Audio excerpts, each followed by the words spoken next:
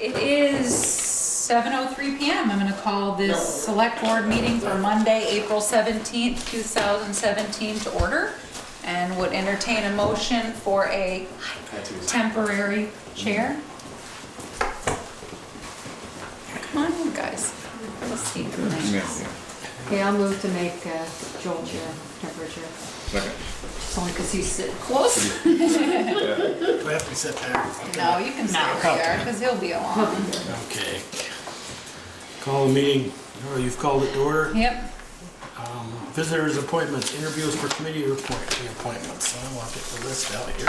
Okay, and there is a couple of changes too, so as a couple people have responded since. And there is one correction on the agenda. Oh, yes, thank you. That we want to do. Yep, on, Number 9. number 9, it should be $170,974.50. There should be a 4 before that. Yeah, 170,974. I hear the chair coming, here he is. So thank you for catching that, Joel. Okay, until 7 p.m. interviews, I can call anybody's. $170,974.50. It's, I was agenda item 9, I was missing a 4. So I'm going, why would we do it 20% Yeah, for $17,000? No, thank you, yeah, you know, you Then I get more. read Peter's thing in here and it was 170 in here. So. So thank you, yeah. So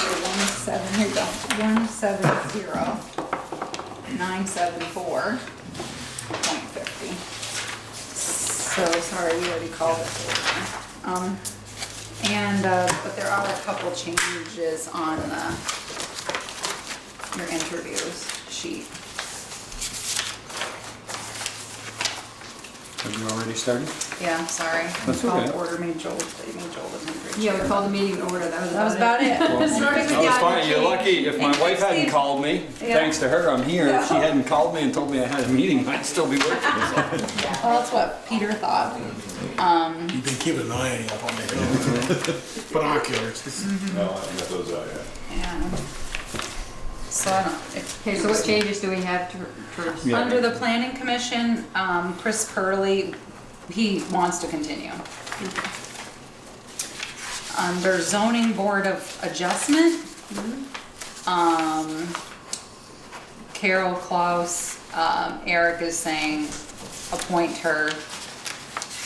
You can appoint her as you don't need to appoint her as an alternate, just appoint her, because sometimes she travels, but they can make accommodations for her. And under the same vein, under ZBA, Paul Jackman, yes, he would like to continue. Under Last 2 meetings. under Conservation Commission, David Henderson, Peter Domenico, and Kristen Underwood need to be appointed until 2020. We need to make this one-time correction for them because somehow their appointments got a little messed up. And, Then we're also looking for one too, right? yeah, no, you're not looking for anybody on the Conservation Commission because you'd appointed Richard Butts, Carolyn he took Bash, and Jim David Rosen's? Stapleton. Yeah, remember he Okay. resigned for it. So that's a correction there. Under design review, Matt Hamellis already resigned, so you don't need to reappoint him, that seat is vacant.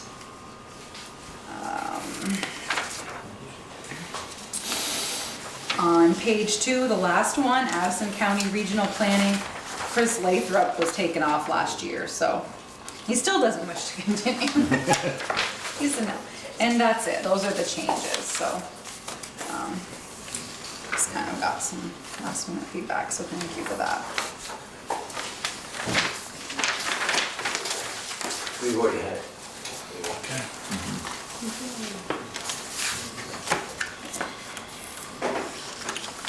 Hey, as far as I know, you're still in charge. Yeah, You're sitting in the top seat, you go right ahead. that's right.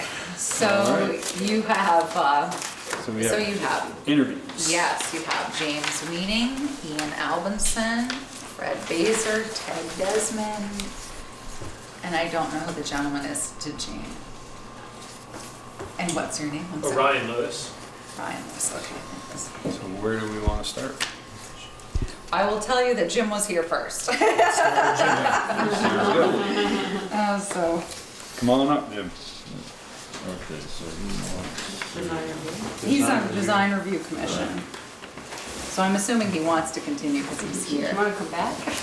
I do. Have a seat. Alright.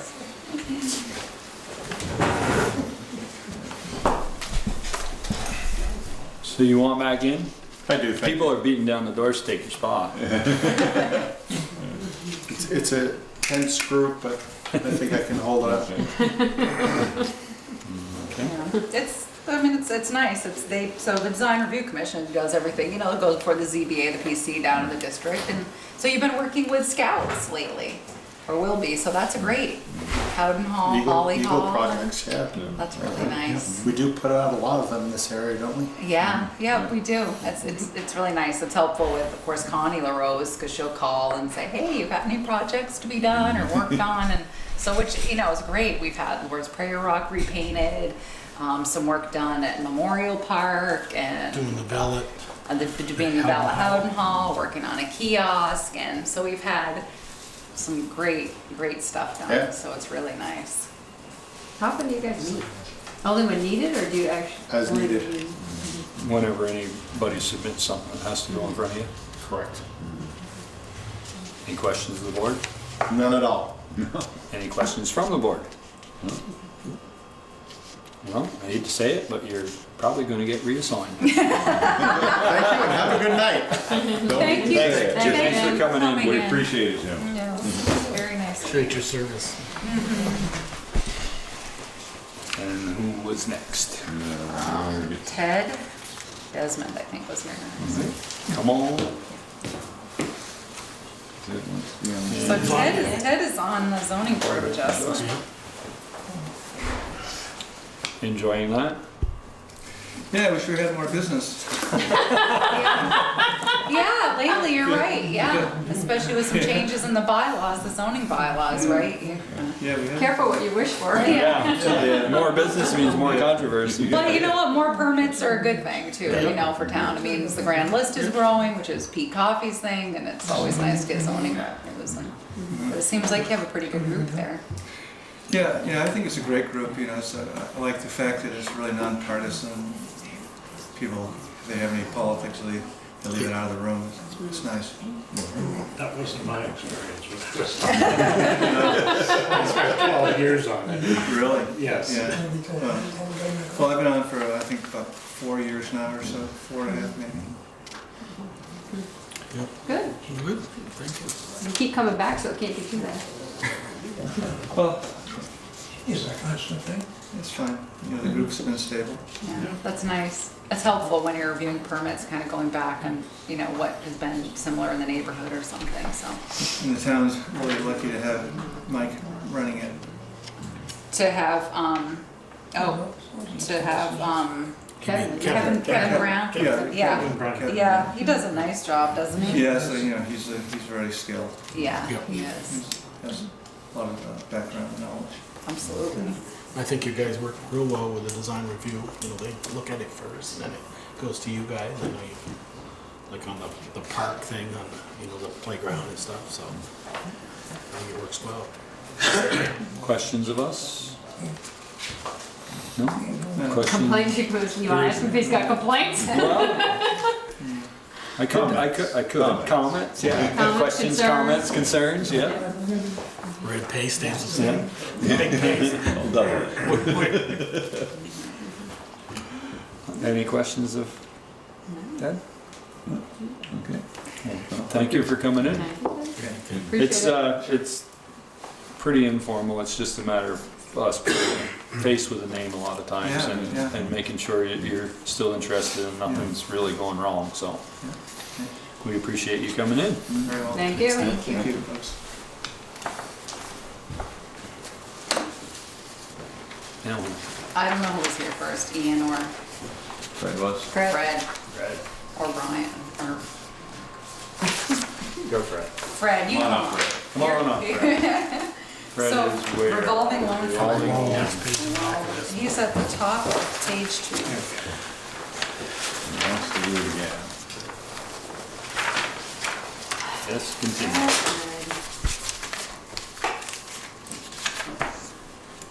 Comments, concerns, questions? How many years? How many years do we want you If to I take? get reappointed? 3 years. It's a 3-year term.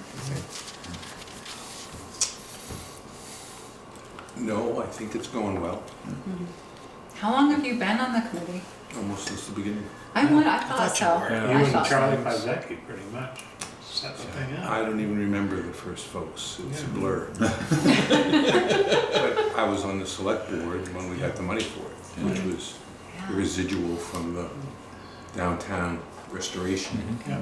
upstairs mostly, and storefronts, and instead of a grant, which most of those community block development programs are, we loan money to the property owners at 0%, and almost all of them participated and paid us back, and it cost us something to administrate it, but we started with, I think this fund was maybe 250 grand, and it's almost $750,000 now, which is good. It's good. You guys are It is good. great stewards of the money. Yeah. It's I amazing. don't think we have a lot out, we loaned out a lot this year. Yeah, you've been busy. Yeah. Sometimes it's that way. Sometimes we can be very busy for 3 or 4 months, and then you may not have an application for a year. Yeah. You just never know. But I enjoy it. It's a good thing for the town.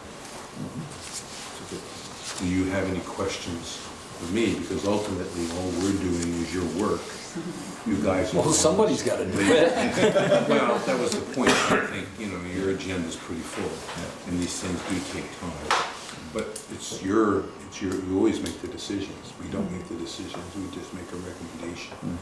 And, I hope you would speak up if you ever felt we weren't doing our due diligence or didn't give you enough information or something. I don't think that we've been misled.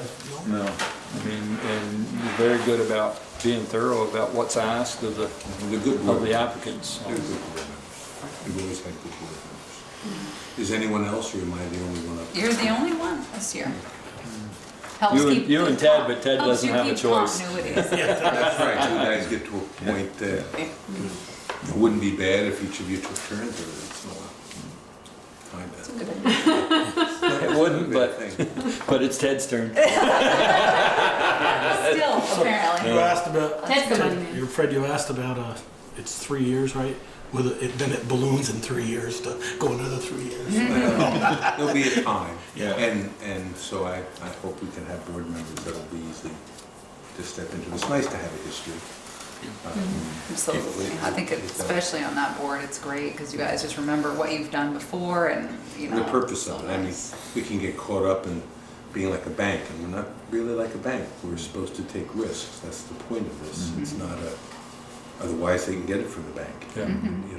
We're not the first course that people should take, I don't think, in these things. And usually that's the case. We should loan money to people that the banks will loan money to.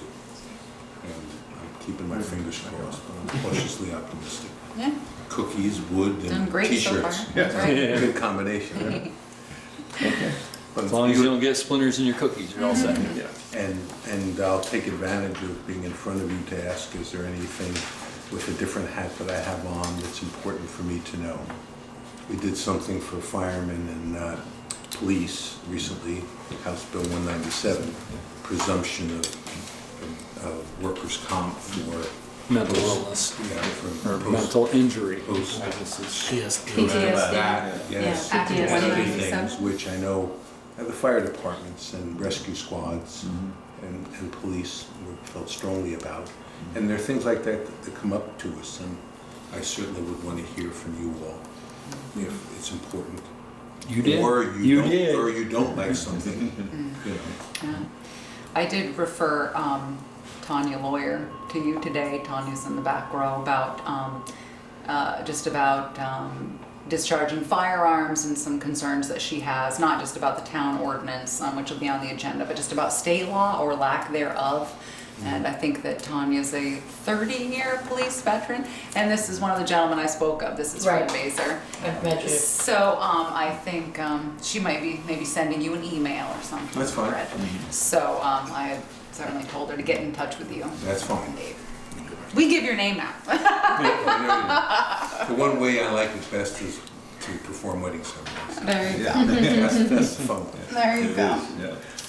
I have just a question on this. Ted. Is there anything that the board can do to give you guys a little more help or guidance or teeth in this? Or do you not need that?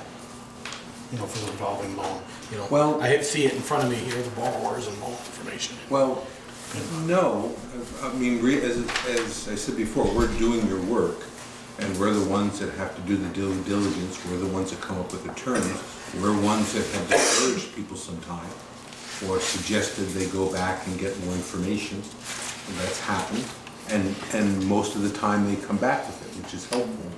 So I think because we have good membership, we always have at least one banker, financial person, which is really good and can give us perspective.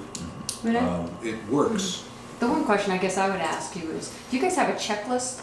You know, things that you check off, make sure we find this, make sure we get this, make sure we get that from, so that you're consistent from loan to loan. I know they're not all the same, but like, you know, conditions you put on one, like the personal, you may have a personal guarantee on this one. You make sure that you have a personal guarantee on all of them. Always. Or, you know, Shouldn't say always, but But- that's something we always ask for, and we've had people, there's one still today paying off because there was a personal guarantee and she took that to heart. or once somebody say, We you have do to stay in you know, Bristol. We have a checklist, and it's the application process. They need to come forward with the material that are the things people in our position would want to have to evaluate. Some do it in shorthand, some do it more thoroughly than others, but that's what we use as our checklist. And from loan provisions, we have varied on the terms, and usually we shape them to the applicant. Having an applicant whom we think is worth the risk and have terms that are pretty strict that require a big payment every year, when maybe that would be stressful, we'll adjust things so that it amortizes over a longer period of time, Yeah. whatever, to help them out. And we try to use our common sense that way, and I think that's one, knock on wood, one reason why we haven't had a default yet, is that we try to shape things to fit the circumstances as best we can. By default, do they all have to stay in Bristol, or are they not required? Well, I mean, we have this one beverage company, I think, that's either moved or moving. And Moving Aquavite, Yeah. it was You in can't- theirs, but you it's can't- not in You everybody's. Yeah, can't okay. prevent that, and there's no terms that if someone moves, they have to pay us back. But I would presume they would continue to. And none of the loans, what's the longest we loan people money?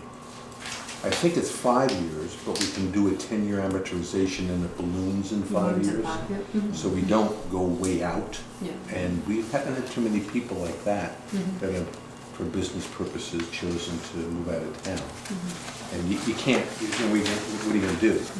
It's, we don't demand that. We want them to succeed. Even if it's not here, unfortunately. And the sewer system is, I think, one of the reasons, because their production kept growing and you needed more space, and sewer is useful. I guess then you asked about the State House, what you could do is, one of my concerns has been, and I think it's the board's too, but I don't want to speak for the board, is the ownership or lack of who owns it, 116 through the village. I mean, the state says that we're not going to pave through the village, this big, huge paving project, but then when we want to close it, you got to get state approval, you know, for a bicycle race or 4th of July, and, you know, one day they own it, one day they don't.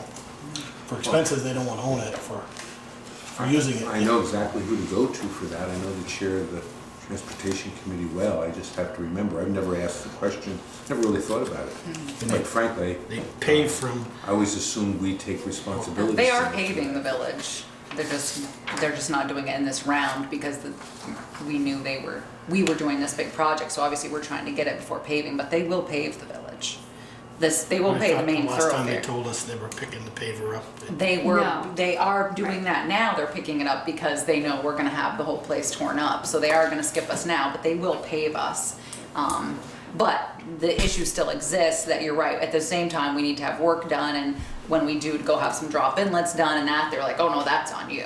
But we'll put the, you know, basically the pavement, we'll do the overlay. But you're right, and then you're absolutely right that they make us, you know, parade. If we're gonna stop traffic on what's we believe is our road, then. Which they tell us is Which our they tell us is our road, but we also get state aid for that road. So, you know, it's tough. It's definitely not. But no, just this happens to be just now. They're not paving us, but they will be back to pave. I can't tell you when, but I mean, I'd like to get that in well, we did a have date certain. Okay, we'll be back. And Well, I mean, that's I know for another day. Yeah, Friends look, here it for is life. hard with the state. Okay. It is hard with this. We did get their schedule one time, but then they put it off They again. paved So through I think Heinsberg it's their last budget, year, you know, Starksboro. constraints like They were ours. paved through ours. Ian's thank you. raising his hand. Ian, Hey Fred, how do people usually find out about the loan fund? About the what? The loan fund, in your experience? Well, there's always a report in the town report, and other than that, it's, I think, word of mouth. I don't know that we have an active chamber. And the purposes of the money, as prioritized by us with the select board's approval, is economic development, housing, specifically more affordable type housing improvements, and public safety. Those were the three things that we dedicated the money to. There used to be stricter restrictions when we got the grant and used the money the first time around, but they permitted us to be more informal with loaning the money. So I'd say word of mouth is probably the best thing. The Economic Development Commission in Middlebury knows about it, and they've referred people to us. Okay. The one thing we haven't done a lot of is housing of late, and there isn't a venue where that automatically would seem Right. for word of mouth or people to know about that. But on the original loan, 2/3 of the money was on housing. There's above all the Main Street buildings, with some exceptions, we have a lot of housing. And it was to make sure that was done well, and just about every property owner took advantage of it and made their units up there much nicer than they were, prior. Okay, nice. Also loans money outside of the core. Hmm? Also loans Yes. money outside of the core towards the end of that first year. Yeah. We can loan money to anyone in Bristol. Most of it seems to be in the village, because that's where the activities are. well, thank you. Cool. Thank you, Ted. Have a good night. Thank you. See you, Fred. Ian was next. I don't know, Ian or, is it Brian or Ryan? I'm sorry. Well, I'm staying here later, just for Okay. talking and stuff, so if he wants to go. I'm Orion and I'm here with Jeannie. Oh, I'm Okay. sorry. Okay, I thought, well, you sure you don't want to? We have some openings. We can talk about a few things. How would you like to be on the energy committee? Fix you right up. 2 for the We price have- of one? So I guess it's Ian then, if we can't talk him into joining us. I accept your nomination. Yeah. Let's Be sign careful up. what you accept. But he didn't say no, we'll get later on, he didn't. So, Ian, we have your name under the Design Review Commission and the Energy Committee. Were you Right. interested in serving on both, or, Yes. or one in particular? Well, the We didn't design- want to overburden you. No, well, I guess the design review, just because core doesn't already have anyone on that, and it's part of our, Yeah, it's under our wheelhouse, so I feel like I should be on that. I think Carol was on it before, but then we haven't had anyone on it. she as was. part of the board. She's on it now, but just in a Right, different but I capacity, mean, but yeah. yes. Well, that's So I figured that would be a good, and it's sort of minimal Time. commitment, Yeah, it is. right? Depending on what projects are happening. Yeah. And then the energy, I was just interested in that. I talked to board members of that before. It seems like in the last year there hasn't been any activity. There was nothing in the town report about what that committee is doing. Yeah. And I believe in that committee, so Absolutely. I was just interested to see at what state they're at. Well, they and what- actually have 3 vacancies right now, and I had reached out to the high school as well, hoping that maybe we could see some young people, next year's juniors or seniors, interested in energy committee, or even serving on Addison County Solid Waste District, because I called down there, because they do such a great job over at the high school. They have such an active group, hoping we could get some other people involved, and unfortunately, I haven't heard from anyone yet, but How many people are on that energy committee now? I don't have a full list. I think there's 7, but, well, obviously not. With 3 vacancies. You could make 3 or 4, you know. So, but I don't know. I don't have the full list in front of me. But I just saw your name twice, and I wanted to make sure that was you were serious. Because your wish It could come sounds like I true. shouldn't be serious about Yeah. this, but. Your wish could come true. Right. Yeah, absolutely.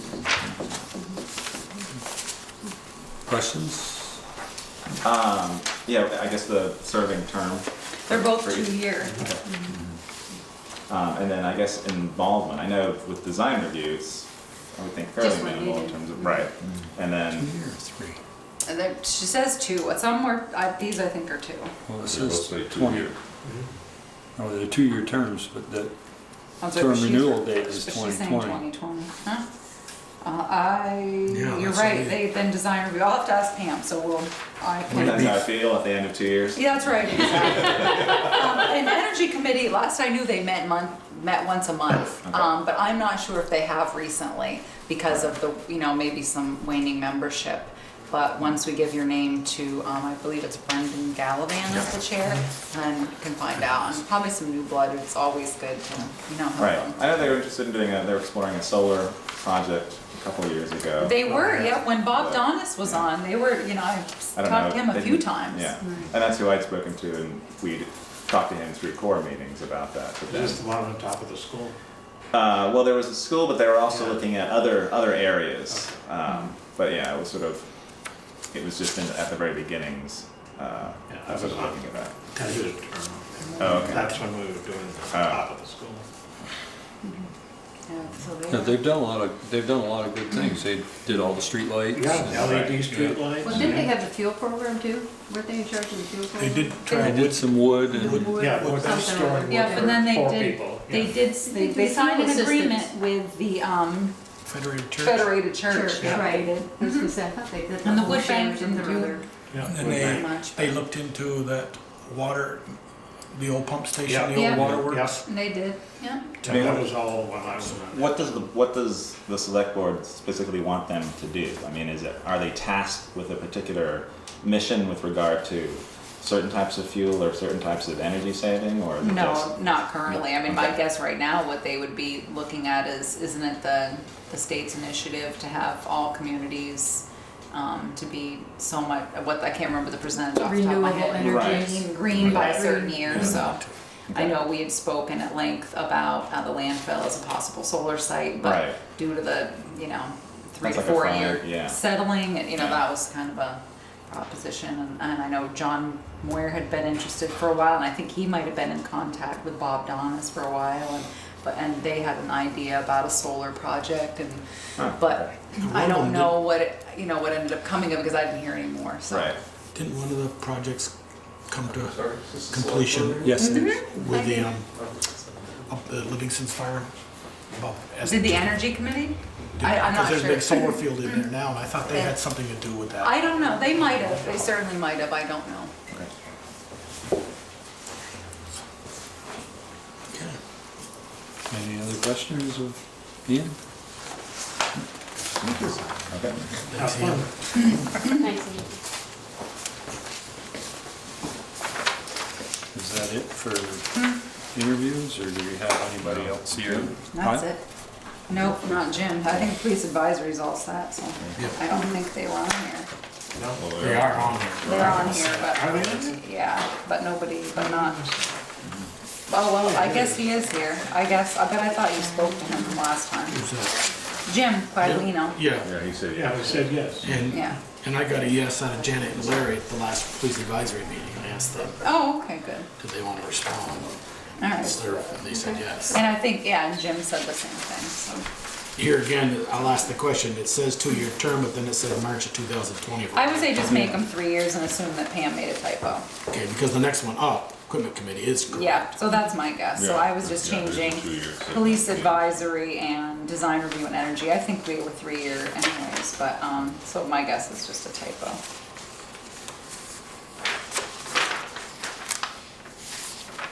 Okay.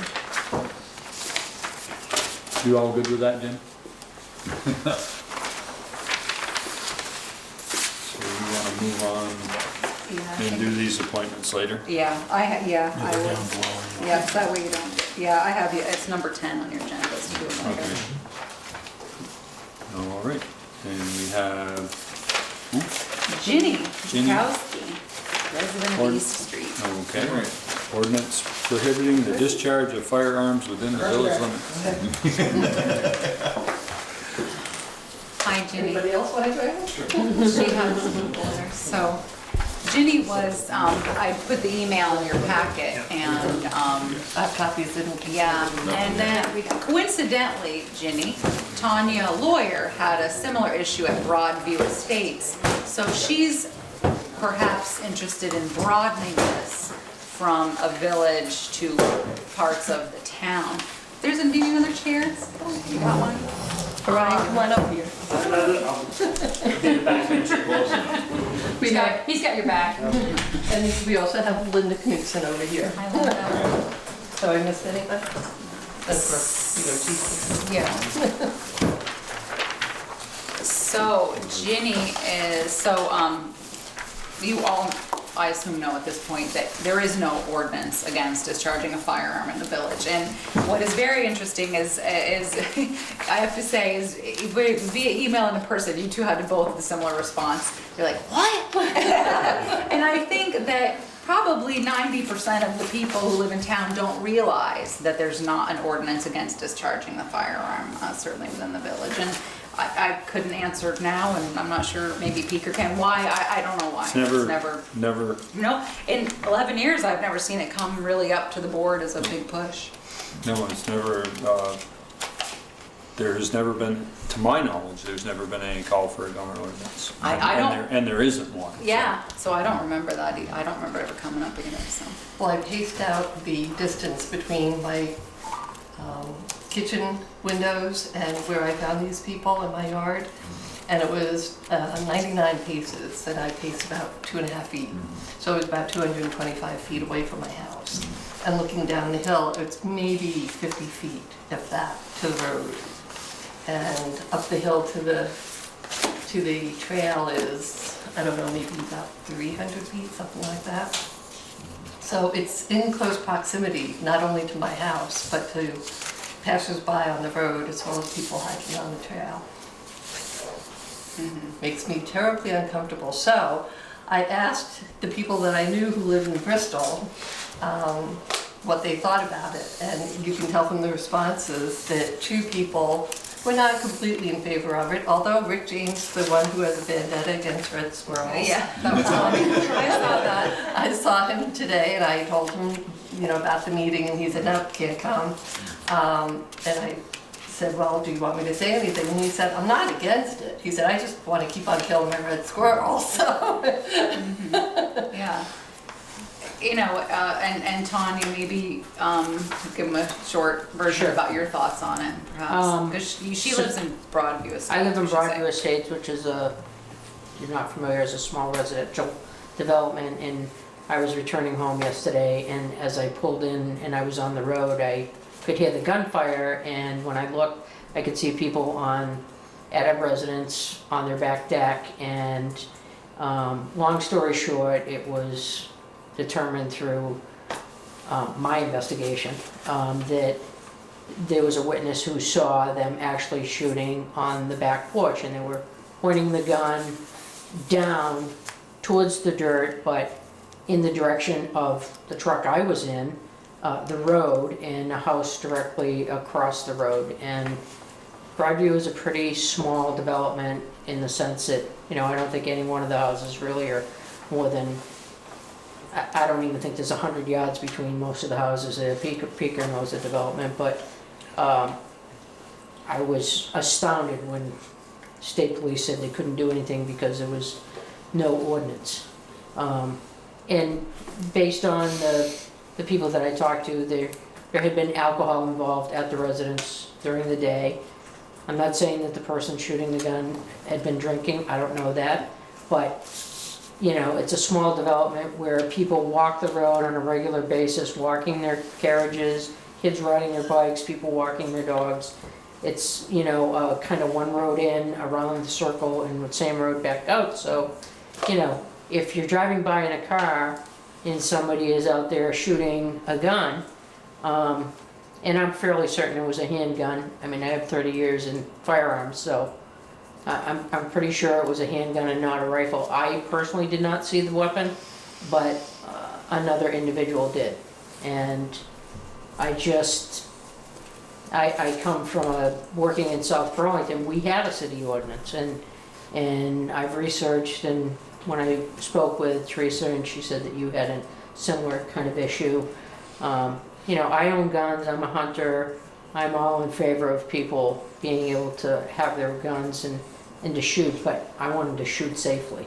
And if there's no recourse other than potentially posting, getting all the neighbors to post their property as a safety zone, you know, there's nothing that we can do. And I've since found out there's nothing we can do if the guy was drunk shooting a gun. There's no law against it. So that's a little concerning to me.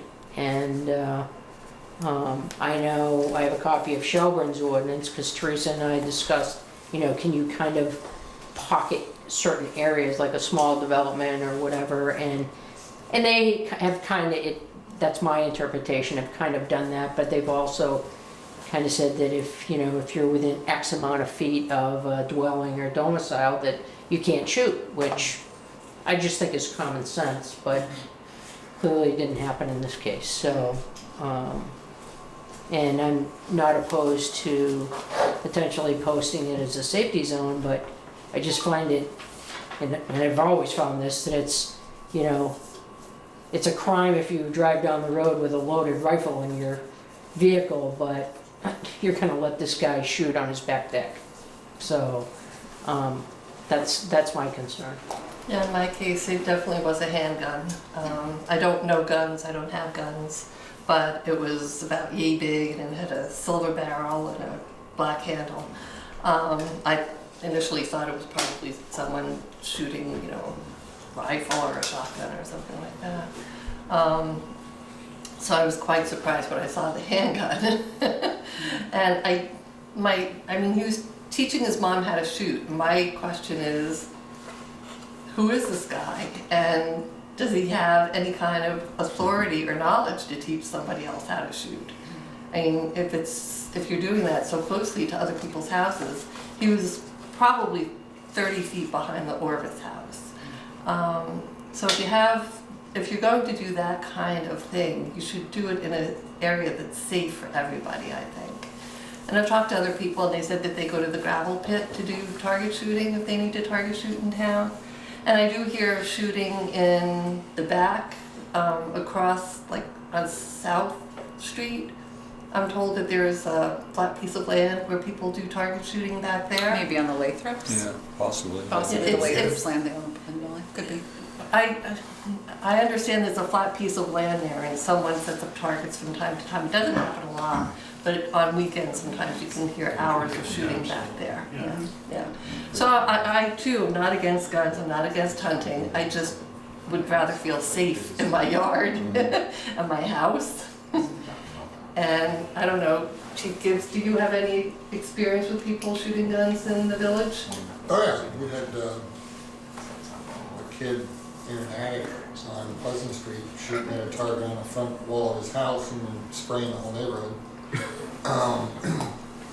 Complaints about guns being discharged in the village, we get them quite often, but it's often difficult because it's a couple of rounds to determine if it's in the village, because some of those rounds are those guns that, you know, the sound will buff it off the mountain.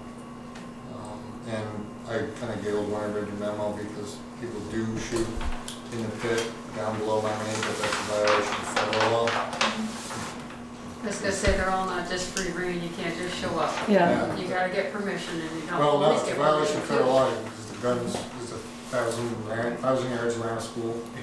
There's a gun prohibition. They put a sign out back there, I think when Bob Bernstein was the town administrator, and it lasted about a week. And took the sign down. But it is a violation of federal law to discharge a firearm that close to the school.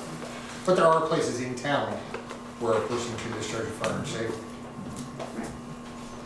So my recommendation had been to the select board, which was to basically punt this to the police department, to have them work on an ordinance. And I spoke to Tanya about that too, as well as, you know, that would be up to the chief, I suppose, or the select board, I don't know, about whether or not they, you know, want assistance. It is a long process, as I said. I mean, this could easily be 6 months by the time drafts, you know, come through and then are you know, looked at by the select board, by, police, and if they can gather from other towns to kind of look at what they have to offer, it would definitely go to the town attorney, as we've certainly, to look at it as well.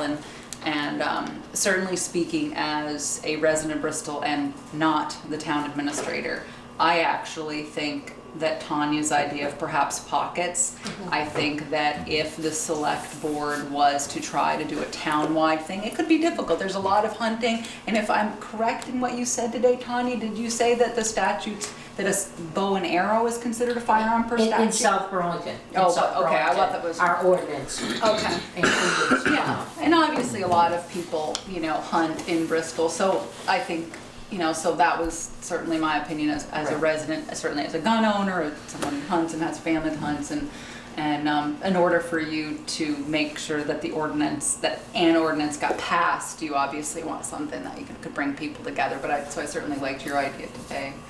But that's my 2 cents as Therese Kirby, resident of 126 Bristol Drive. But it will be up to the select board as far as whether or not they want, I'm not sure if you want a committee or you want the chief to decide. I don't really know what you want to do there. Suggest that we ask the chief to research some other communities and bring back some recommendations to us. I think we're gonna have to be careful with this too. Oh, I yeah. mean, I think so, up too. my way, we had a development, not quite like yours, but similar, and one of the neighbors out back was shooting maybe 100 feet from my house into the hill. Yeah. And my husband's a hunter, we own guns, and we target shoot, but we sure don't shoot that close to somebody's house. And it's so You know, hard but- because, you can't legislate common sense. Right. It just doesn't matter what you know. Oh, but you can write a ticket. Yeah, right. A common sense ticket? No, they don't use common sense. Yeah, and I think you're right, Michelle, because it makes you want, if different places have associations, would you want, to write to each association to see if they want to be included in the ordinance? I just don't know. I think you're right, it's a big issue. It's a big issue. I mean, I know where Tanya lives, and they do have an association, so I think... Right, I'm president. Well, I think that needs to... Well, get on that one. One of the things that it does become is, they need to, as a group, meet and say, okay, we'd like... Well, I mean, this. and that's the thing. Or they could do it right now, have a safety zone. Right. But the other thing too is okay, so I'm 126 Bristol Cliffs Drive and there's 6 of us, but we don't have an association, Right, but we we all don't live either. together, and you don't either. So, that's where it's gonna become interesting, and some legwork is how our contacting people and I think this is you're right, I think this is a situation that could become really tear people apart or bring them together, so I think you certainly are right. Banning it in the town, except designated range areas. No, I don't know, I mean, it's certainly something they can look into. I think you'll have a lot of outcry for that. Yeah. Chief, I don't think you voted on it yet, but I'd be happy to do the research and present to you a recommended ordinance for all or just the village. Or you could have the village and then carve out that you could pull from the ordinance. And I think we could find with the research that I could do an ordinance that might be a little more flexible in the town, but yet address this kind of a concern. So I'd be happy to do that. Yeah, it's gonna be a slippery slope, no matter it what. is. And I Is this know, going to include archery as well? Well, that's our decision. Well, that would be your decision. I can certainly look at No, I'm ordinances that asking, have are you going to include that?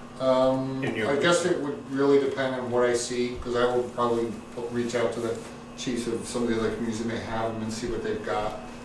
If I get a number of different examples, I could probably come up with something that you guys can work with. I have a question about that too, Kevin, is whether or not because of the new regulation regarding crossbows, how does state law look at a crossbow? Do they look at a crossbow as a firearm, or it'll be interesting to see how state law defines that. Because that's a new, crossbows are being able to use a lot more, you can get one a lot easier now for hunting than you could a few years Right. ago. I So know I'm that they curious don't- how they, It's probably. I'm just saying it's probably something to look interesting into, because yeah. A convicted felon, for example, can own an antique firearm and can probably own a crossbow legally. Yeah, because crossbow, I mean, these are serious, But these are like it all weapons really comes now, down right? to the definitions in your ordinance. If Well- your ordinance were to talk about firearms and define them, you could define them as just To include or That's how regular Shelburne's is. typical firearms, or you could include things like that. Yeah, it's just something to think Jimmy's got it. Jim Quaglino. I was a police officer for 25 years also, as time was. Where are we going with this? We have isolated incidents where, in my opinion, if you start legislating this, I live up in a notch. The police department on occasion qualifies their people by me. So if you say you can't discharge a firearm, I border 3 sides of my property by the National Forest. I'm gonna stop shooting, somebody's gonna tell me I can't go out and shoot, or stop the police department from qualifying, which they have to do twice a year. We have an individual situation occurring, have the police go to those people and straighten them out. How often do you get these calls? With what, Jim? We can't know, there's nothing we can do. There's no authority to tell I them. don't think anyone here is proposing a townwide No. ban on the discharge of firearms. I just wanna I make think that clear. what they wanna do, and this is what I'm hearing, is they want to be safe in their home when the neighbor decides he's gonna get liquored up and go outside and shoot a gun. Right, And I don't know where you live, I Jim. can understand that. But, again, He lives way up the upper north. Right, but I mean, it's like going to Stanley's house. I mean, I go to Stanley's house. This is the controversy that Right. Pete was talking about. Right. This is what's gonna happen. Right. Yeah. And we'll have to muddle through it Right. and figure out what we wanna do. I think we need to decide if we wanna have Kevin pursue this, and we need a time frame in order for him to get back to us, and so that we can answer these people's question one way or the other. I think if you're clear that you're not trying to restrict safe use of firearms in Bristol, I don't think you'll have an issue. And I'm sort of reminded of the bike ordinance we had a number of years ago, the first round with that, where it got in everybody's head that we're banning bikes downtown. That's what got out. And I think we want to avoid that with any kind of ordinance regarding firearms. Well, if you What go, I'm hearing is we want to make sure that there's something we can use as a tool when we address concerns of people with firearms discharge. Because right now, all we can do is really is tell the person, well, we've had a complaint, and this is probably not a good idea. But if they decide they're going to continue to shoot like that, there's nothing we can do. I don't, you know, it was a pastime years I said ago. unless they hurt somebody. Years ago, before the dump was covered, kids used to go over there before video games and shoot rats, and that's how they spent their time. So, I mean, it's, But I think if you. there's a difference. Right, I think if you worded You didn't have to be the, a kid. I think if you potentially worded an ordinance appropriately, like the gym situation, I mean, it sounds to me, I've never been there, but obviously, I'm sure if Kevin's going there and qualifying people, it's a safe situation. There's a legitimate backdrop and there's a safe area, and like I said, I just want it to be safe. This, in no way, shape, or form was safe, what this guy was doing. And you know how much rock Yeah. is in Broadview Estates. And I know what happens with lead when it hits rock. Exactly. And I mean, I'm not looking to try and create, as I don't think Ginny is, some type of feud between gun people and non-gun people. But I would like at least the police department or the state police or whoever is the jurisdiction to be able, that if they went there and the homeowner told them, pound sand, get off my property, you know, you don't know that the next round coming out of the gun now that, you know, he wants to exercise his right, isn't gonna go winging across, you know, Broadview Estates roadway into a house or the field or whatever. So that's all I'm concerned about, is that, you know, hey, if I wanna go to Stanley's and shoot into the back field and I have a safe backdrop, that's one thing. But doing it in a development that the houses are less than 100 yards from each other, that's a little ridiculous. Yeah, and also in my property, there are significant sized boulders, and it's like, I mean, I don't know guns, but a ricochet bullet, I understand can do Yeah. significant damage. And I'd like to speak to that too, as somebody who hikes up that trail a lot, you know, either to the water tower or the one that goes to my wife and I both, you know, every week in the warm weather. And every time I'm up there, I see other people. So we're talking thousands of people hiking back and forth. And, you know, you look down, you can see the houses. It's not that far. You know, if they're shooting between the trail and the houses, I wouldn't feel safe. I wouldn't take my granddaughter up there. I knew somebody was shooting down there. It could be something similar to a zoning map where there are areas where Right. shooting- firing guns is forbidden and areas where it's okay. I was gonna say the exact same thing, is like zoning doesn't say that you can't develop, it just says you have to do so in the public interest. And so if there are areas that are, where it's clear that this should be a safety zone, like, you know, our house is across from your house, but we have a 4-year-old, you know, if it ricochets, you know, so I either ask you to post a safety zone or there's some kind of like town way of dealing with it and that it's in the public interest. That's a good point. I just feel like they're shooting guns in any sort of situation where there is relative density of housing is just a really silly idea.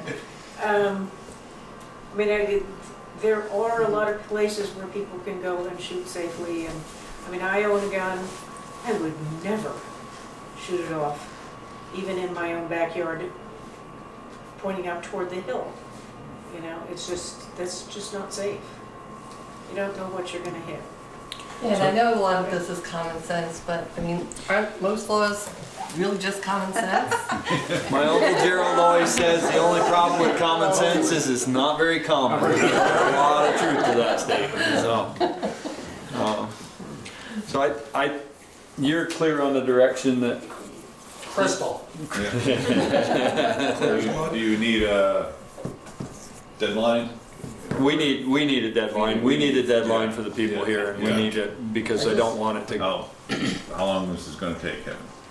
To get the information, it might take me a week or so to kind of collate it, maybe another week. Like probably 3 to 4 weeks I could probably have I was something. gonna say the beginning of May. So not our next meeting, but the following meeting. First of Yeah. June. May Yeah, we'll 15th, do that. you want May 15th or? The May 29th would be the next one, which is Memorial Day, and I'm not sure what people are meeting on that day or not. It'll be up to you guys, but Like we did last year. you did last year. Yeah. How about summer meeting on the The 29th? 15th gives you a month.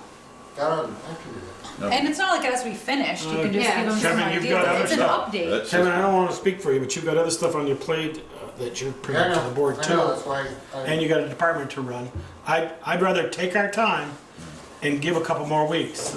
Well, why don't we, once we Then- set the schedule, I can have, why don't we Check do, with them. are you saying June? Well- So basically, is that what you guys are You saying? know, I'm looking at June 12th there is our next meeting, and first meeting in June. I know that seems like eternity, and that'll be here before too long. We'll be watching Memorial Day Parade here pretty soon, and I'd rather get it right than hurry it. Well, I don't think that the first draft is Oh, no, gonna be, I I don't think the agree. first draft is gonna be right. Not that Kevin's not gonna do a good job, but I think there's gonna be middle ground that we're gonna have to find I mean, to make everybody happy, so. I suspect if I put an email out to the chiefs tomorrow morning, by tomorrow afternoon, I'm gonna have a half a dozen orders. And then it's sifting through them Right. and. I would say put them on the 15th if it feels like, okay, I'm not having enough information or whatever, then we can boot them out farther.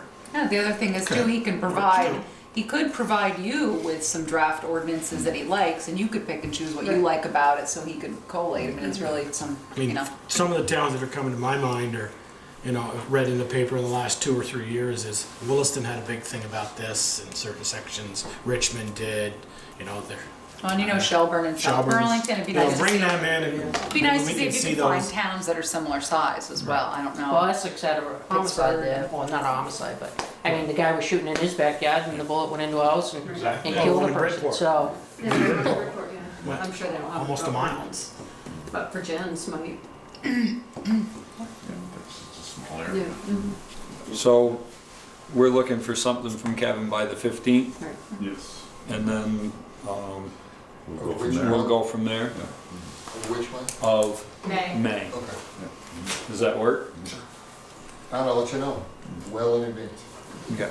So, Jenny, I had this little electric trap. I got 4 red squirrels last summer, so there's other ways to do it. I can tell Rick about those. He has this whole deal about, Yeah. he puts the dog away. That's Rick too. That's funny. Thank you very much. It's funny, but it Thanks isn't. for coming in. It's for safety. Thank you. Victor, come on down. He has a couple people with him too, I'm not sure Rivers. He brought support. Jim Rivers and I think Eric. This other guy in the back. Thank you. Brought him. Well, they're wearing the same uniform. One of them's a lot older than Hey, the don't other. let Jim hide back there. He's all good too. He's here. Who's that? Jim Rivers. Yeah. Sponsor.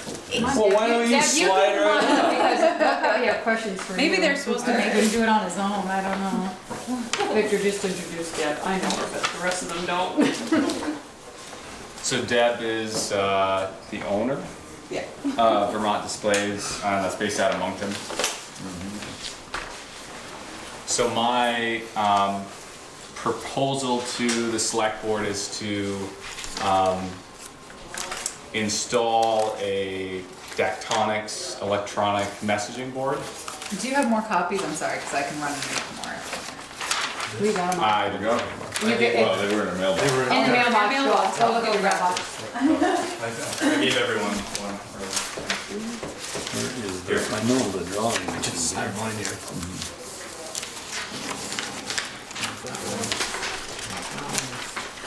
Just It was in your mailbox. I didn't have mine either. Sorry. So basically the idea behind this is that it will be my Eagle Scout project.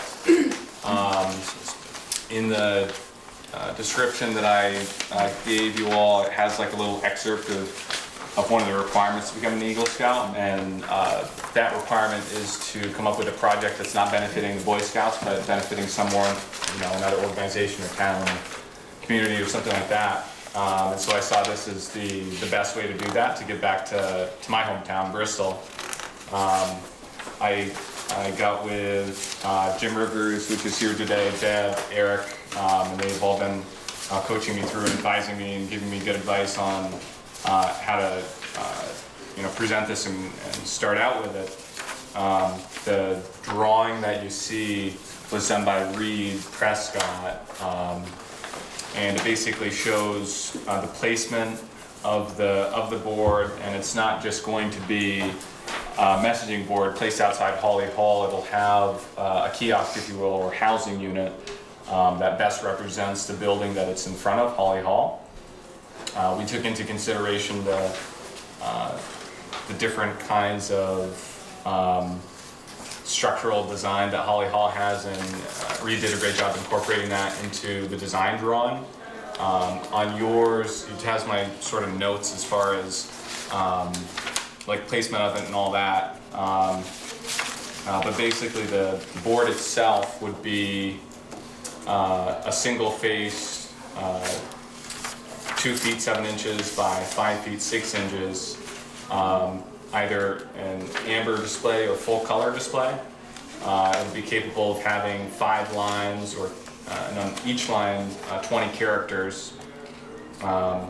With that being said, obviously these things cost a significant amount of money, and the amber one, I think both quotes are included in here. So the amber one was quoted at a total of $9,558 even. Is that right? Yeah. And that includes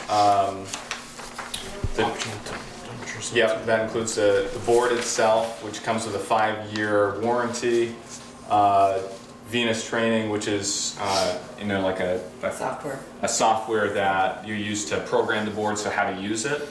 The freight included, and then an optional temperature sensor, which would be mounted externally, which displays what the temperature is outside. It was optional, but I put it on there because I think it would be a nice finishing touch to the board. The second quote includes this, so the board just full color. So keeping in mind the amber one is just amber, it doesn't do any other color besides amber. Which is just like the high school.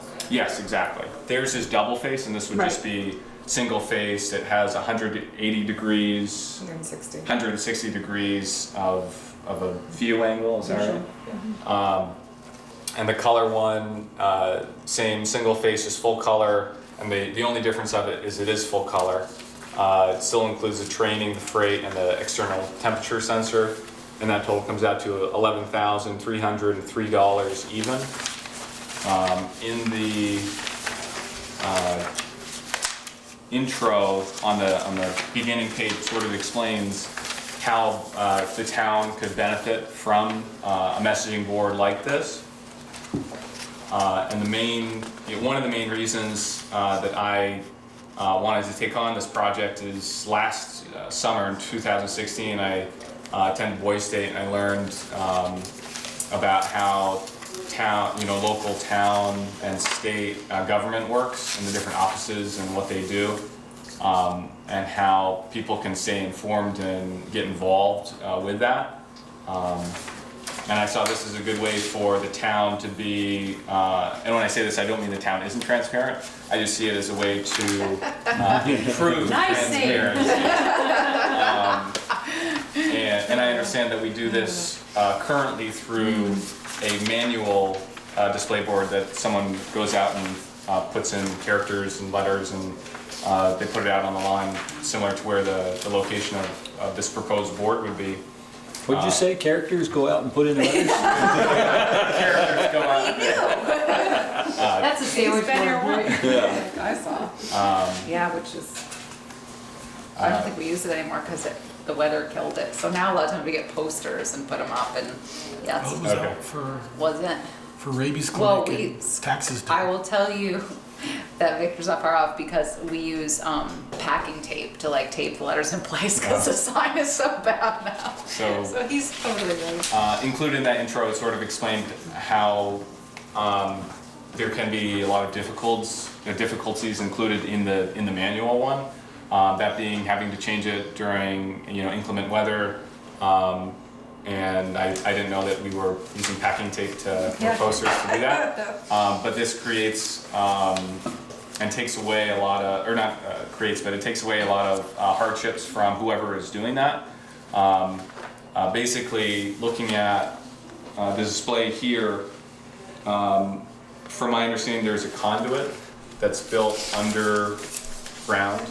Yeah, Peeker There is one could speak to that. sticking out of the ground somewhere off the building a little ways, about center of the window, somewhere. So as far as like the logistics of either board, our plan is to hardwire it through that conduit. It would go into, I believe, Jen's office, the one that is by the window. Yep. And that's where the server would be.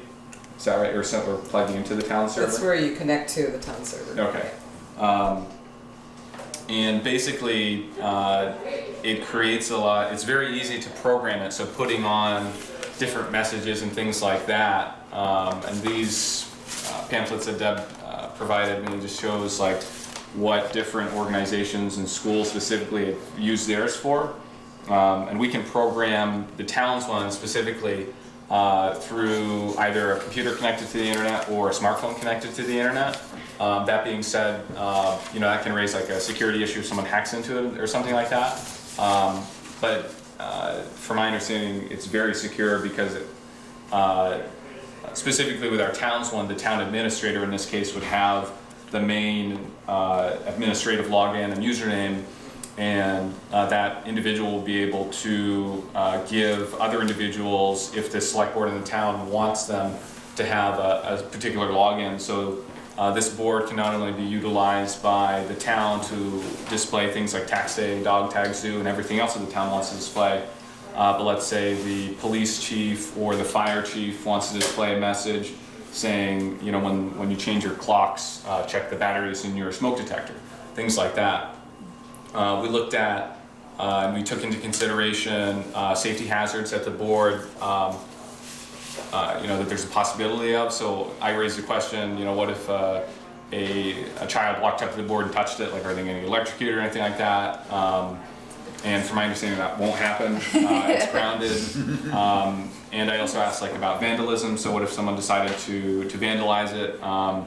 And I asked Deb, because she has an expansive experience about that. And I believe that one of her examples was CVU's message display board has been there for 10 years.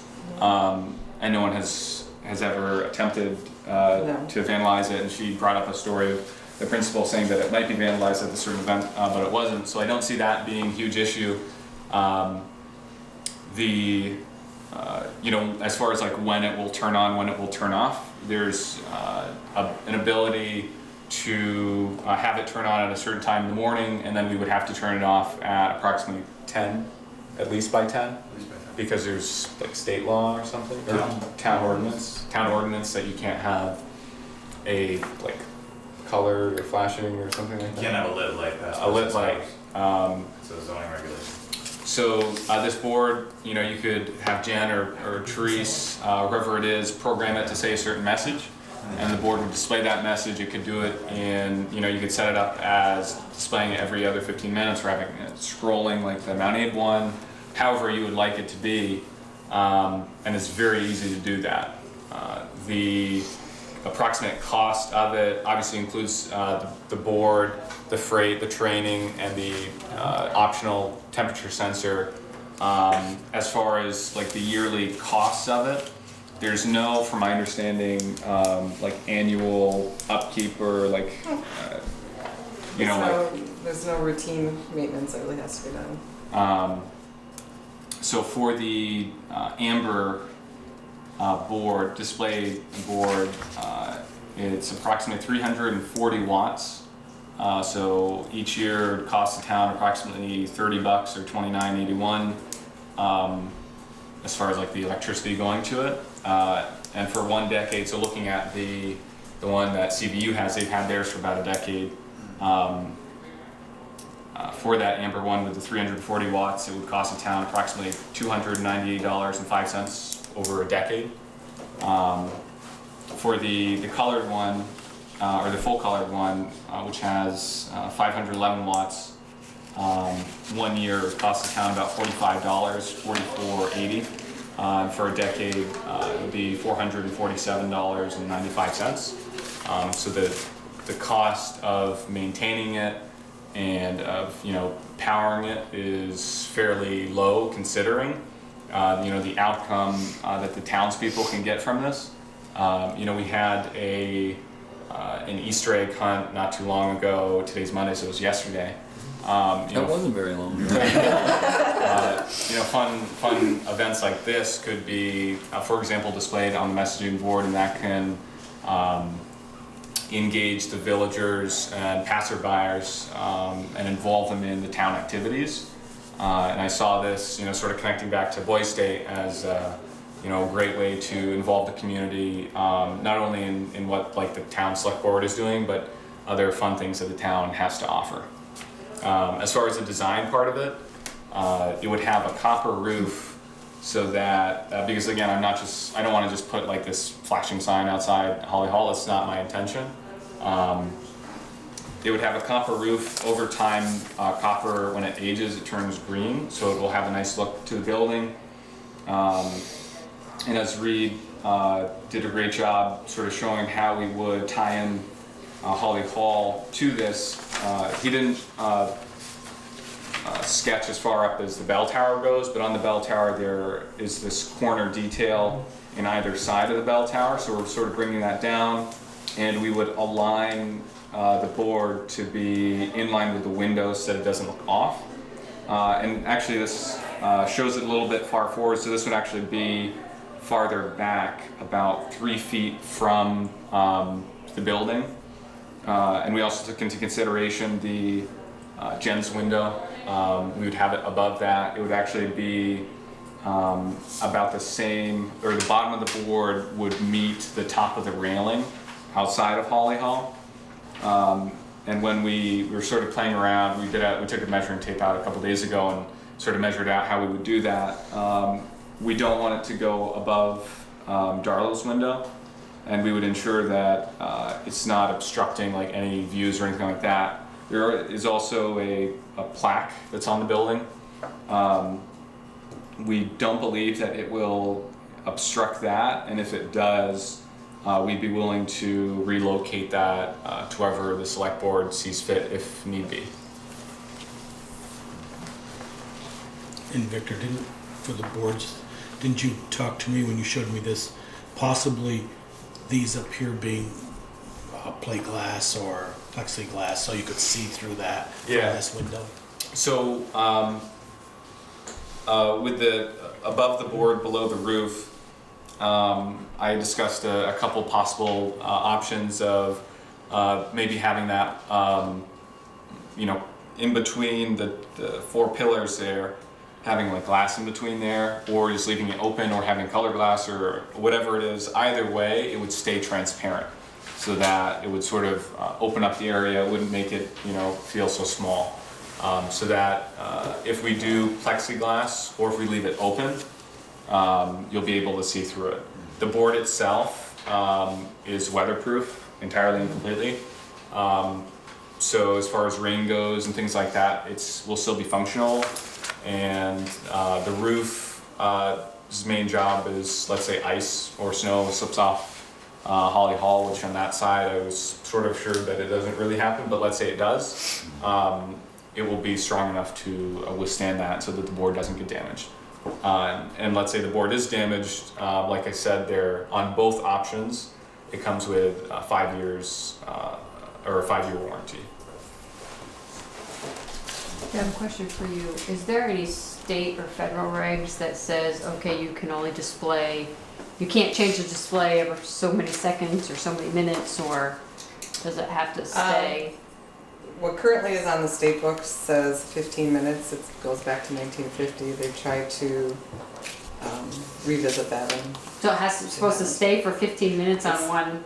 Right. One But thing. basically, and I can forward an email on, basically the state has said, this is what we recommend. They don't really have any guts to do a whole lot about it because it's such an old ruling.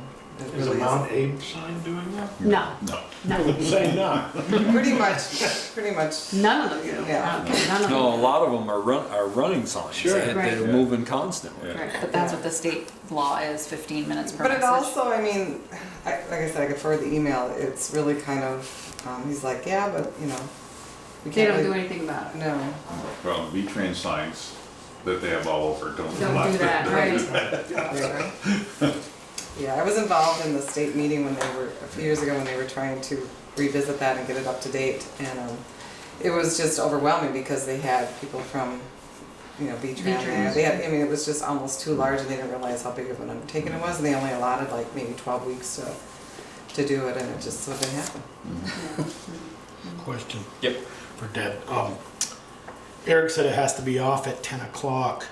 So if is it just the screen can be shut off, but the memory in the computer still runs the program inside? Correct. So you can schedule out months in advance, and you schedule, and so when the time comes for it to be at the sign, it's in there in memory. So if for It some just goes reason, black at 10 o'clock at night. right. So part of your scheduling is when it goes dark. Yeah. Does it adjust for daylight saving time, perhaps? Yes, and it also has a photo sensor built into the sign, which is basically if it's really bright out, it'll be brighter, but if it's not bright out, it actually dims itself. So you don't have to do that in the software or anything, it just automatically does it too. So it's not done by the time of day or anything, it's done by what is actually out there. No, does the temperature, if it got the temperature sensor, maybe this is a question for Eric, does that have to go off too, or can that, okay, it's 20 below, and go by at 2:30 in the morning and it's 20 below and you just see the 20 degrees below, but the whole sign isn't lit up, just that sensor in the corner. I'd want to verify, but I believe that you could be able to just have the temp out there. So basically you're saying not to have the sign blank, you want just the temp to be out there from 10 o'clock at night till 6 in the morning. Right. Or whatever time, and then you would come in with another, yeah. Can't do that. No, because I don't think Same so. way the gas signs turn off their signs. Everyone. They shut off at a certain time. Yeah. Really? Does mobile sign get shut off, or do their signs shut off? Yeah. I guess I'm not out that late. Not unless you're leaving the Selectboard. So I weighed the pros and cons of having an amber board and having a full color board. Obviously with a full color board, your options are unlimited. With an amber board, or in my personal opinion, an amber board, it costs a little bit less, but it's almost, as the Mount Abe sign is, that's an amber board. I like the colored board better in comparison, just because I feel like we could put, I talked to Beaker and Joel, like green as a lettering or having green as the background of it. It gives you more options as far as programming it during holidays and things like that, or any different events that you had. It sort of opens up options, and you can set a certain color as a backdrop, or if you didn't like that idea, you don't have to, but you have that option there. Can you put not just text, but can you put like art in that and graphics on the back of it too? Logos or whatever, yeah. So they could be part of the message. Yep. You are limited because of the size of it and how you're Right. bringing something in, but you can display it definitely. Yeah. So you're saying, Victor, with a colored board, you could say, maybe the first line select board meeting tonight in yellow, and the next one could be Doug's licenses to April 1 in red, and then, yeah, okay. And there's how many lines? 5. 5 lines, each line can have 5 lines. 20 characters. So I have a question. When you were looking at this, you know, because obviously there's sticker shock, but Yes, yeah. but my question is this: how do you take into consideration, or did you about space? Is it possible to put a smaller sign with less lines? I mean, is there a formula for that for cars or for distance, or what's readable from a specific distance? So if you decided maybe, you know, we needed a smaller cabinet with less lines, I'm just curious what the... Well, I think the other thing would be what would the price difference be from going to like 5 to 3 lines? Is there a significant savings, or are you foolish to? Right, and can you see it, you know, what, does the character size change, that sort of thing, so is it still, you know, readable? Did I quote you for the 1.7? You may have, but off the top of my head, I don't remember what it was. So basically the designs are built with modules that are about 12 by 12, and so this is the 2 lines of modules, so you go down to 1, so it's 1'7" at that point, height-wise, and then you can still go whatever width you want. As far as what works best, we seem to think that if you can get more lengthwise, or this way, it's much better to be able to read versus having a bunch this way. Yep. It's easier if you don't have it. So when it says 3 lines, if you have each line right next to each other, it's a little bit difficult to read compared to if you have 1 line space and 1 line. Mm-hmm. So there's a lot of variations. Yeah. So what my Peter was saying, what is the price difference? Do you have any, is it as far as if you went from It'd be significantly less as far as, because now you're eliminating 1 whole row. Mm-hmm. And you're getting, that much less of it. So that would be a 1.7. It'd be 1.7. 1 foot 7 inches. Right. Is that what you're saying? 7/10. So it's 1'7" high by 5'6" wide. by 5'6", and that would give you 3 lines. I mean, they come in multiple. I mean, there's like hundreds of sizes, but you are limited because of the module size to how that goes up. And that would give you 3 lines. Yeah, I believe it's 3. Yeah. So, Victor, do you have an overall width of the entire structure and the overall height here in that measurement? So, like from there to there? Yes. So the poles themselves are going to be, 5.5. So there's, okay. On each side. And that is 5 foot, that's 67 inches or 66 inches wide, so talking 72 inches across, 6 foot. And, right? Am I doing that right, Dave? And we also... Height is, I was wondering if it would help the board if we placed a piece of cardboard out there and we took a visual and said, the height is only going to be this height and the width is going to be this, and then you kind of drew in. You don't have to draw in these things in the bottom and top, but don't you have stakes out there right now? Yep. Yeah. And that was the actual. That's that was the actual width. Yeah. So that was including the 5.5 by 5.5 poles, which are in proportion with The corner posts. Right, where the corner posts. It might be a little bit bigger than those, but just for the sign's sake, like the width of the sign, we needed that much just to make sure that it is secure. But we did put stakes in the ground outside where exactly we would be placing it. So like I said here, it actually wouldn't be this far forward. It would be in line with where the last corner pole for the stairwell starts. Bringing the sign size down, not by length but by width. So the height. My only concern would be just the, how it looks outside the building, having Skinny. Yeah. Yeah. So when we first started looking at sizes and things like that, would that be sort of an accurate? Yes, for what you're looking at now. Yeah, yeah. So as far as size goes, having something that is more thin, right? Would that be or shorter? Yeah, like shorter, yeah. shorter might look odd, but it would be something to consider as well. That's a 2-line, right? Do you have a That- 3-line?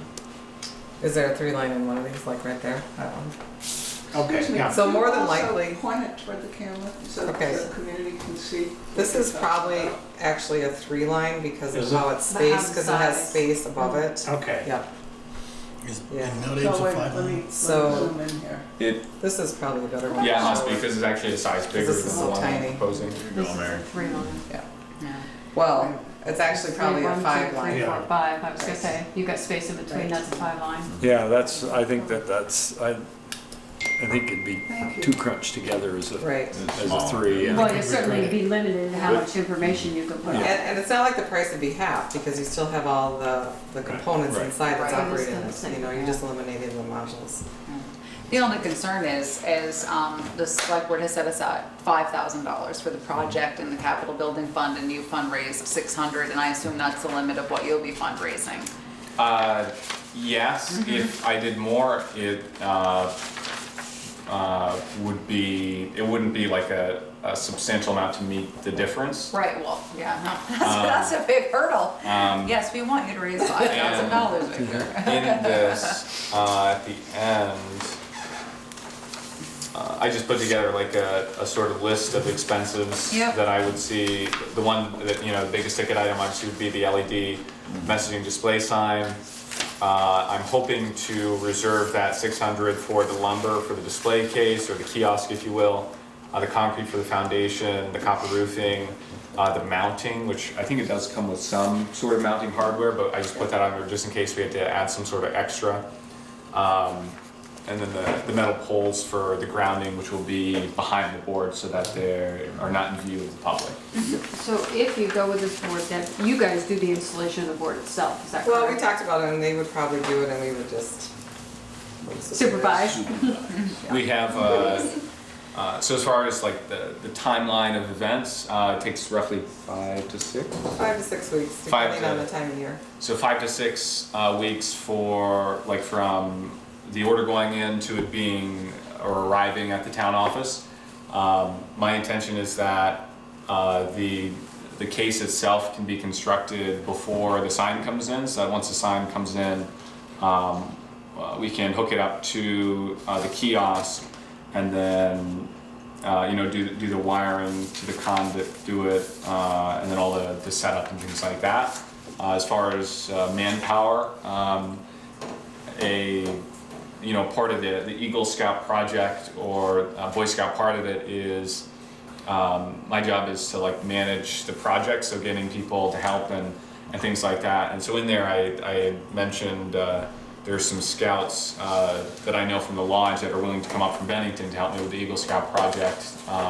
So as far as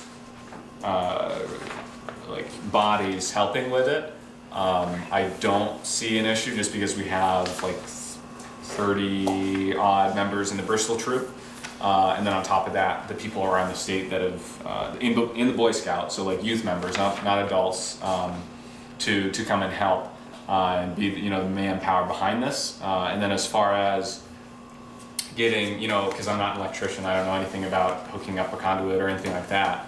I am still looking to possibly have someone, I think I tried to explain it in there, not only for like having an electrician, but for the concrete or the copper. I'm going to reach out to local businesses and local businessmen and women to see if they would be willing to offer their services at a discounted price, or just volunteering their time in general. So when do you go in front of the design review commission? If it... Yeah. May 2nd. And then after that, it would be the ZBA because it's lit. May 9th. May 9th. All right, I'll put you through your paces, won't I? 3 town committees. You'll find out how local government works. So DRC, then ZBA. All right. So anyway, you slice it, we're about $5,000 short. Mm-hmm.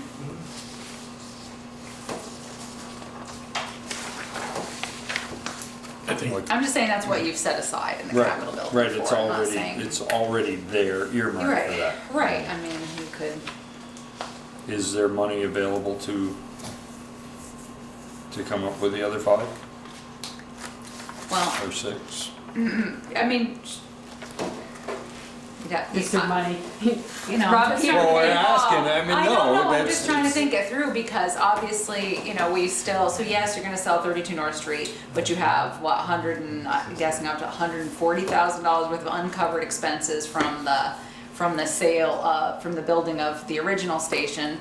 So that'll give you some cushion to pay back some of that. Then of course, they're gonna put the 18.8 acres out for sale, you'll sell Kevin, so eventually it will all come to fruition, but however, you did promise the voters that when you sold 8.6, you would put some of that money after expenses towards paying down a debt. So yes, I mean, I think eventually the money will be there because yes, you're gonna sell on May 5th, the old station.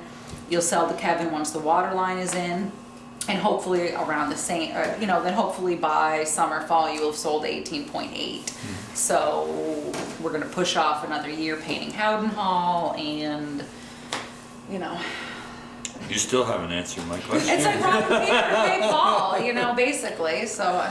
Well, it's just, you're on a timeline, correct? Yes, that's right. When do you have to be complete by in order for this to work for you? My 18th birthday? yeah, so I turn 18 July 22nd. That being said, I'm going to the National Scout Jamboree on July 15th is my report date. So my intention and plan is to complete the project before I leave then, and hopefully maybe before graduation too, so I can sort of bask in that a little bit. But I'd say July 1st is sort of my drop dead date, because then I have to worry about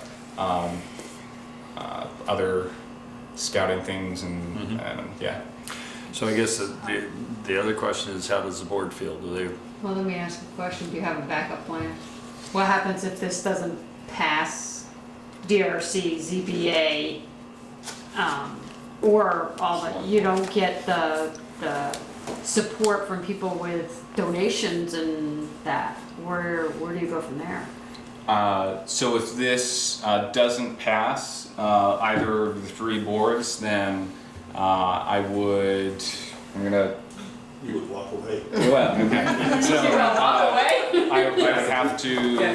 What does that? I guess the bigger question is, what does that do to your Eagle Scout? I mean, you've put all of your work into this. You don't get any credit for that towards your Eagle Scout, or no. If the project isn't complete, then.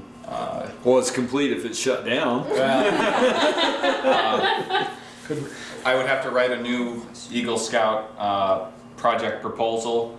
And so before I did this, I had to write a proposal a couple months ago, and that had to get approved. So like for Boy Scout things, to make sure that it's for a not Boy Scout like organization. So I would start step 1 and have to come up with a new project, write the proposal, send that through the mail, get it approved, and let's say it is approved, then it would come back, and then I would have to work on that and a timeline for that. And get it done before July yeah. 15th? Before you're ready, Yeah. 18? Yes, yep. Ian? Can your plan be adapted? Can you still get the project if, like the board, let's say the board isn't approved and they want it to be just a paper thing? That's what I was just gonna ask. I think we're, yeah, if we approve just the drawing and saying, go to Build a kiosk. build a kiosk, and if it gets back to putting the letters on, maybe not better letters with tape, without tape, and we get by for a year, and then, does that still qualify for the Eagle project? If it doesn't have the lighted, expensive sign, and then we get our funds available, and maybe another year, if the board approves it, and Eagle's back, or then the board goes to the ZBA and the design review and says, we want to update that sign. I like the idea of letting him do our work. Oh, yes. I agree with you, Peter, that.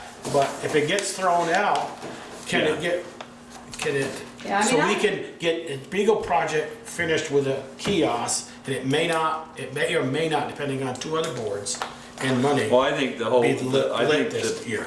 the hurdle is gonna be the kiosk itself. I don't think that, you know, I think it's yeah, gonna the be the lighted sign may play into it, but the hurdle is gonna be putting something in front of the town hall. What, is there anyone else on the DRC meeting on the 2nd, or is it just Victor? Just Victor. So here's your answer to your question is $8,000, $8,700. That's what Is there right now. about the, yeah, this was as of, I was calculating in, this was as of the end of December. And so we'll then have- that was including the 25,000, so about 8,700 right there. And we'll then- have more on the 5th. Right, we'll sell the fire station, the old fire station. I would hope to pay back some money to maybe capital paving, because we had borrowed money from them out of capital paving to put some of the road in. But, and then of course you'll get, you'll sell to 8.61 acres to. Mary? Can I make a comment as a public member? Forget I'm behind the Yeah. camera here. You're not behind the camera. Over here. I had just some thoughts about this, thinking about this digital messaging, and also questions. One of the concerns and questions is who's going to run it. Another one is going to be who's going to repair it when it breaks down. And I think the biggest question and concern is, as you said, placing a digital messaging board in front of the most iconic historic building in Bristol, right in the center of town.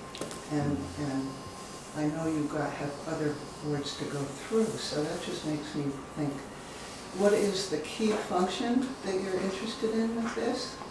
And making it be public, and so then I wondered, even like putting it in where there's a little kiosk right outside the sideways, the door right there, something like that that is accessible and in that way useful. But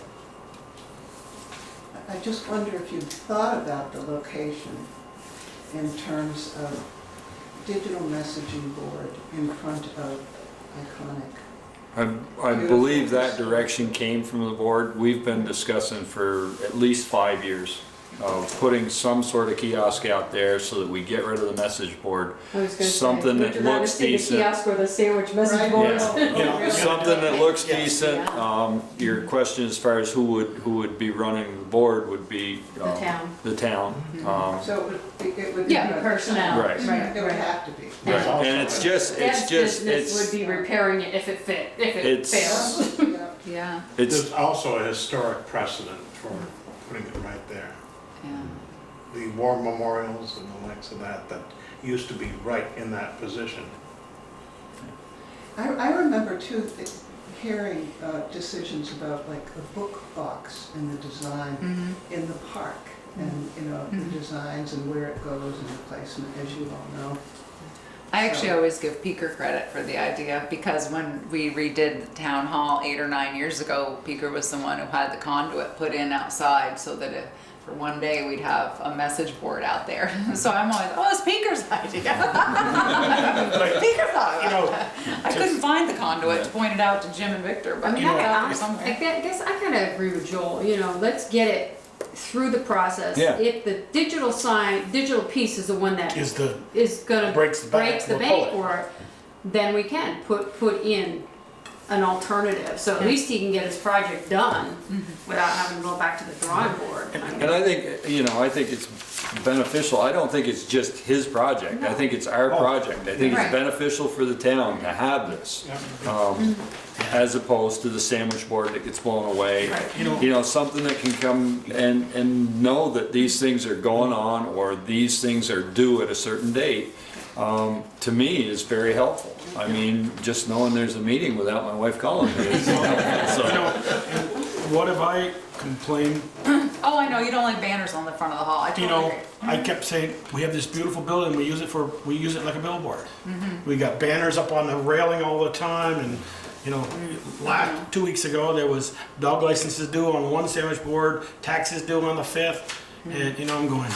There's always a Got those sandwich beautiful board on the steps. stairs. Yeah, There's there's always something a- for the rec yeah. club. That's true. Rec Rec department, departments, sorry. yeah, so, and to me, I would be opposed to a lighted sign there if it was just on 2 posts. But I think all this, bringing in the architectural features of this building. Well, it's the same way when- It will draw that and not see the, oh my God, they put a huge message board on the front of that. So building. to answer one of your questions about the placement is, of course, I could change the location to out front over there, but I feel like no one would look at it or see it just because it's not like a central place, sort of the side of the building. And the last thing on my mind, or the last thing that I want to do is just stick, like Joel said, is just stick a flashing sign outside of Holly Hall. That's the last thing I want to do. So when I spoke to Reed about you know, his design, his drawing, it's to you know, create something that the community is proud of having. It's moving the Bristol community, you know, into, and I tried to explain this in the intro that I wrote out, trying to move us into, you know, the future, if you will. The kiosk itself, or the display, or the housing unit, whatever you want to call it, it's not just you know, just to stick the board there. It actually represent, you know, it will represent the rich history that Bristol has by tying in, you know, the corner details of the building, color scheme that we have, and other things like that, to the housing of it. So it's not just the board. And the reason why I really want to push the colored one is because we can further do that by having the option to do, you know, a green color, besides just having it be, you know, the amber color, which I feel is sort of like a warning sign, or, you know, something like that. So that's not my intention, is to just put a flashy sign outside of a historical building.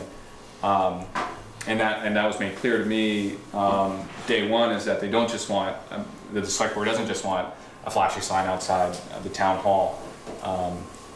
Upkeep of it is very easy.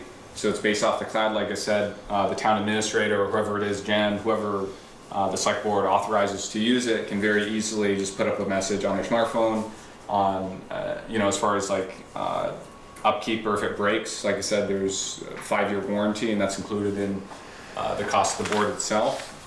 So we would have, maybe not for Mountain Displays, but whoever the company is, come and fix it. It's under warranty as long as it's within that 5 years. The lifetime of the board is at least 10 years, seeing CVUs, and this one's even newer, so I can only expect that to be longer. In my opinion, I want to do it right the first time and not just put up, you know, a half project.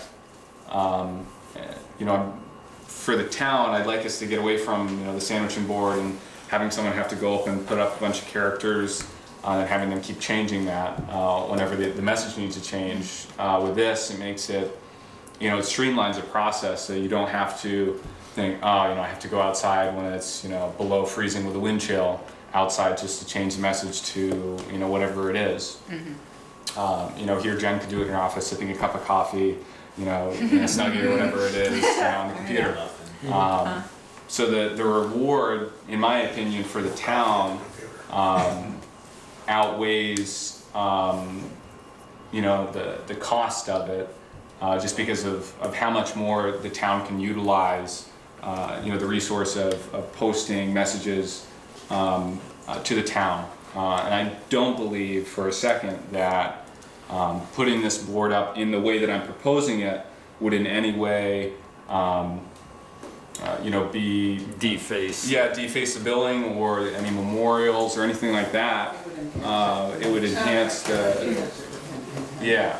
So that's my, like when I'm presenting this, I want to make sure that I'm doing right, because I'm going to put a plaque on there that says, you know, Eagle Scout Project by Victor Hinojosa, so I don't want someone to come up to it and say, oh, that's the guy that I'm going to go after. Well, that's a whole other problem. So Eric, what happens, so what's your suggestion?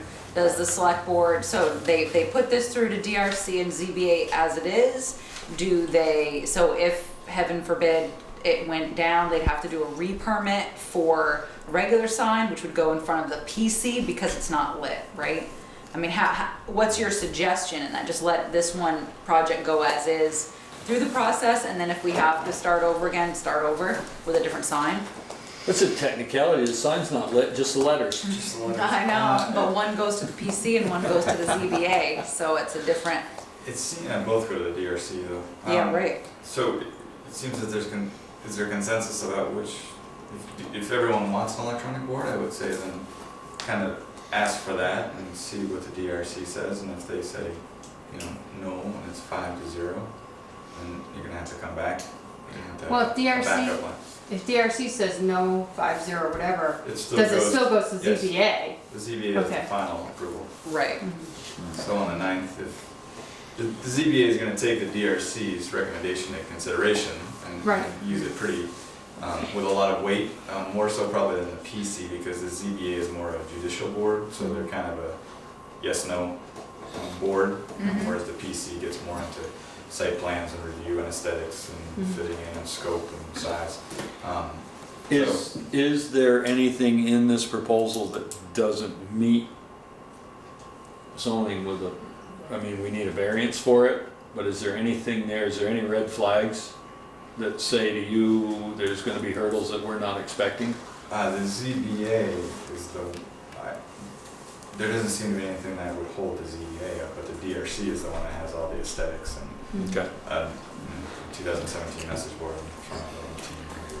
in town. So, but you know, they have their criteria and they get to make their decision. Well, we did it, you know, we did it with the addition out here, the entryway we added on the elevator room. So there's been changes. So there's been changes to the But building. you can also pass it along with two options, you know.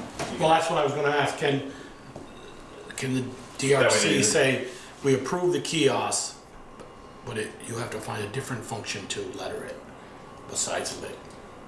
Can that come from? I would give Victor, given the time frame, I'd give Victor the verbal okay to downgrade to a non-electronic board if that's what the ZBA, I mean, if you want to pass. I just personally, I don't think the looks is going to be, but that's not mine.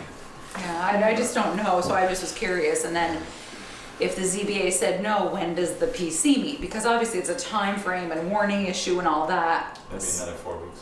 Another 4 weeks. That's what I was trying to figure it out for. So may I suggest that Victor move forward with the electronic sign. In the meantime, Therese, if you could just kind of research, we're gonna need what, another $3,000, $2,500? We're gonna need another 6, 7, we have 5,000. I thought you just There's said 8. Well, there's, and I'll double check now. Yeah. I can go back, and Yeah. that was as of, I think, But January 1st. So in the meantime, Yeah. if you could do that, but just to move this along, I'd like to be able to tell him, move forward with your plan with the electronic sign. Colored or amber? Let's go for the gusto. Well, I think the colored would, Yeah, you know, yes. my personal preference would be the Well, colored. It's $1,700 difference, I'd really, and I don't wanna see us cutting down to 3 lines. No. I think we're gonna need those 5 lines at Oh, some time. we definitely will. Well, the space, the message will look better with the So, space too if you don't. and then- Maybe some way to match the colored glass on the building as well. And then in 2 weeks, we'll see what we can do financially.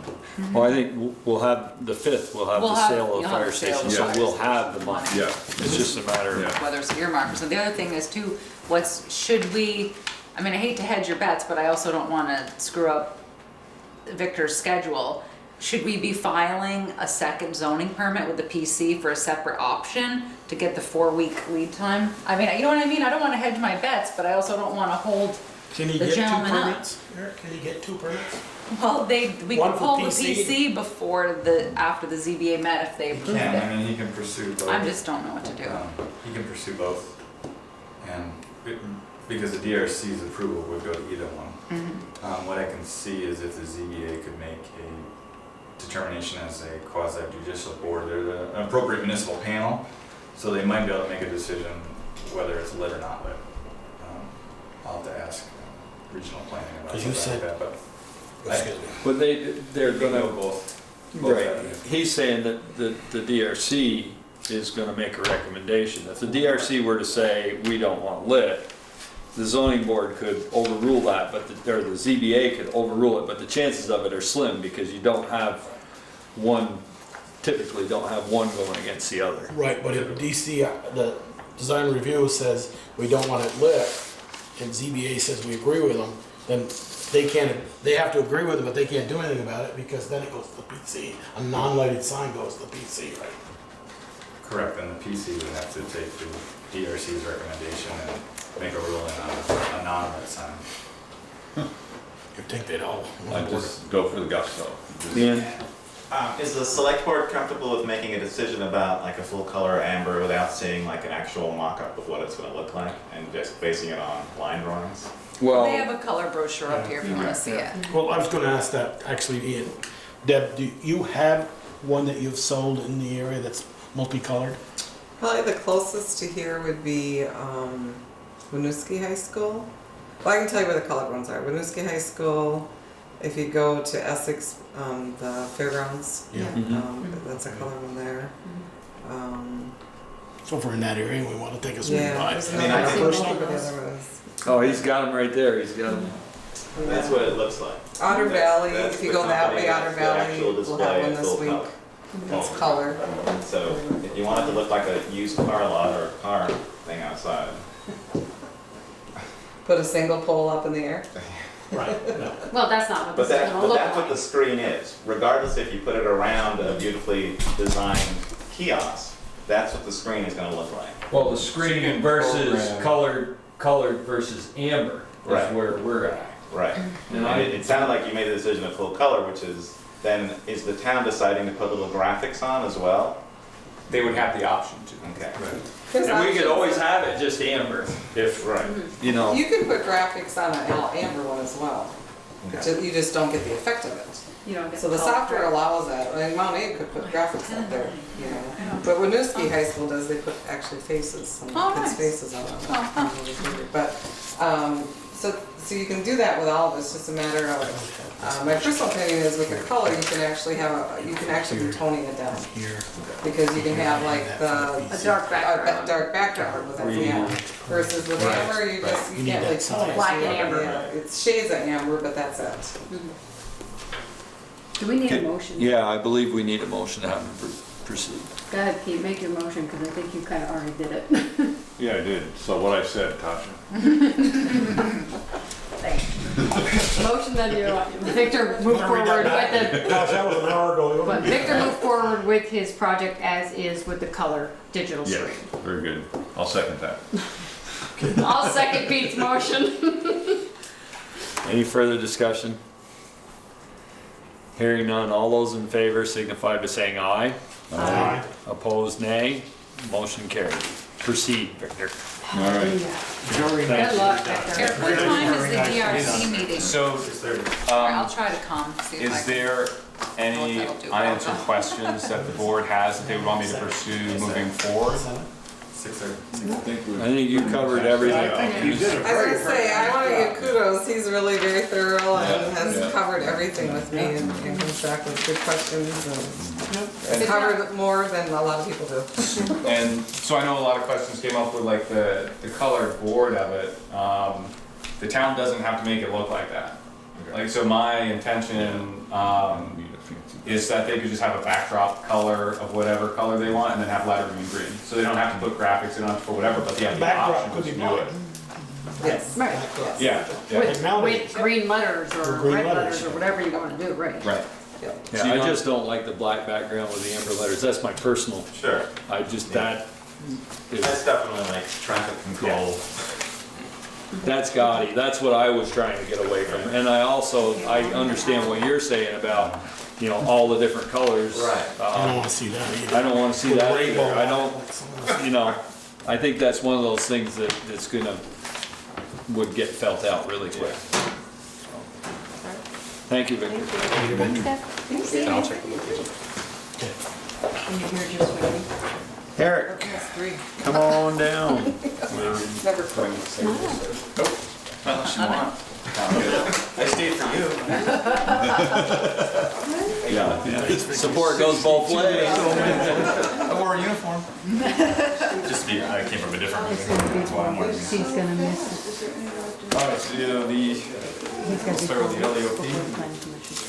So the LEOP, I just updated it. You're supposed to have it done by the 1st of May. We just had the question 2 weeks ago about who was going to be kind of the interim director, just because Therese will be leaving in July, and this is when this starts. June 30. You're trying to sneak out one day at a time. So it's pushing it to July 1st. So Pete stepped up and his deputy director role, and we'll just be the contact there.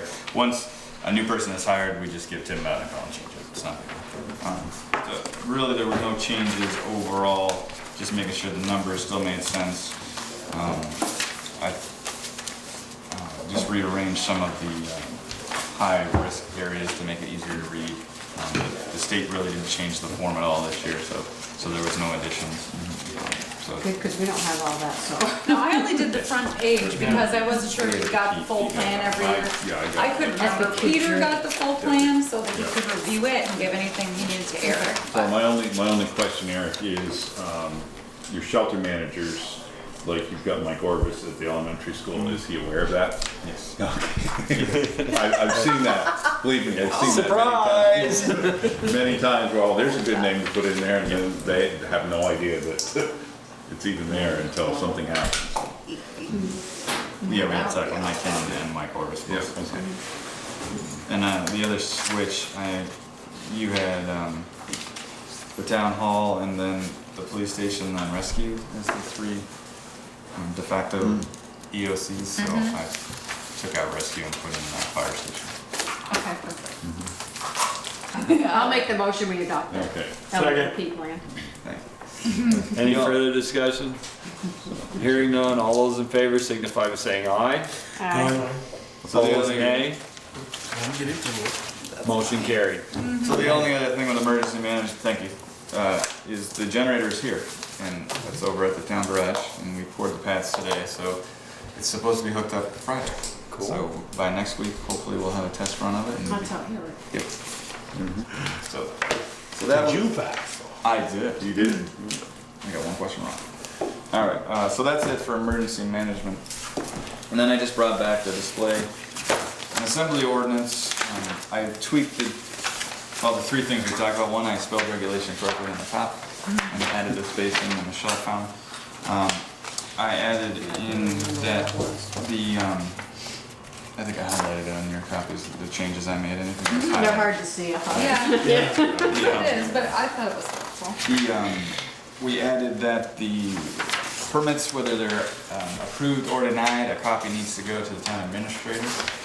So if the rec department as the kind of the screening department gets a class 1 and they deny it or approve it, it has to go to Therese, so she's aware of, and you guys by default are aware of everything that's going on in the park. And then I added the 30-day limit for the appeal. So if somebody's trying to appeal, they're trying to get it in there. So, Thank you for doing that. Those are the three changes. Yeah.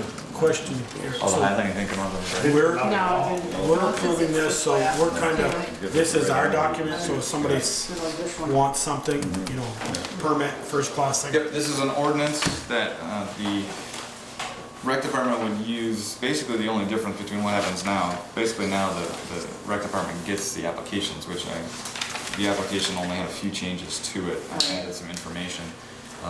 And what's that? Pursuant to authority 24 VSFA, VSA. That's a state statute that gives you the right to pass ordinances. So I'll read section 1, considering that Victor just left. Section 1 display means an exhibit, kiosk, sign, booth, stand, stall, or any similar structure. Yep. Was that just what we were talking about? These are all temporary. These are temporary signs. Build it, the kiosk His is he's gonna building be is permanent. So Okay, he goes I in just front of wanted- those 13 Zoning. panels. There These you are go. purely temporary. There's actually, you know, you have a certain amount of days for the display. Temporary can last a very long time. That's why there's Somebody very give him few a temporary temporary. permit until he gets his permanent permit? Taxes and zoning boards, there's very few temporary buildings.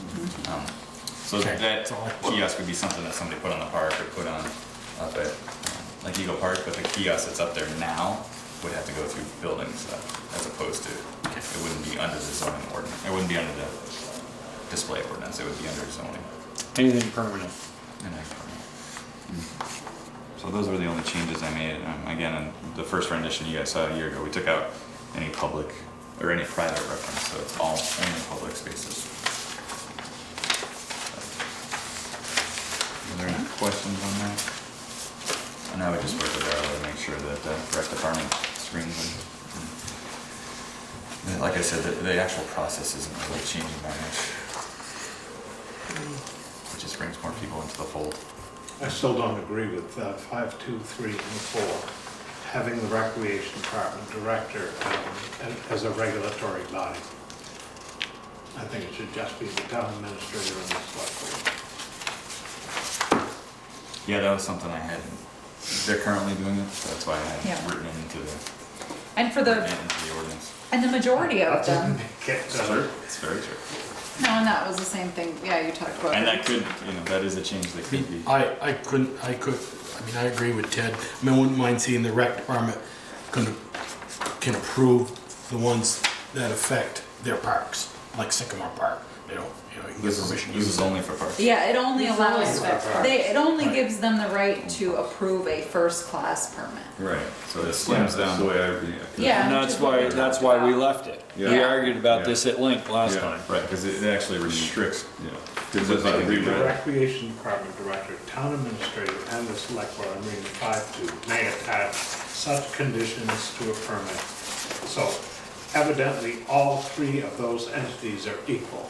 No. No. No, because there's different levels of permits that they can approve. Yeah, if you So put they it could, over. they could initiate conditions for a class Class 1 one permit, permit, yeah. but they couldn't approve a class 2 permit.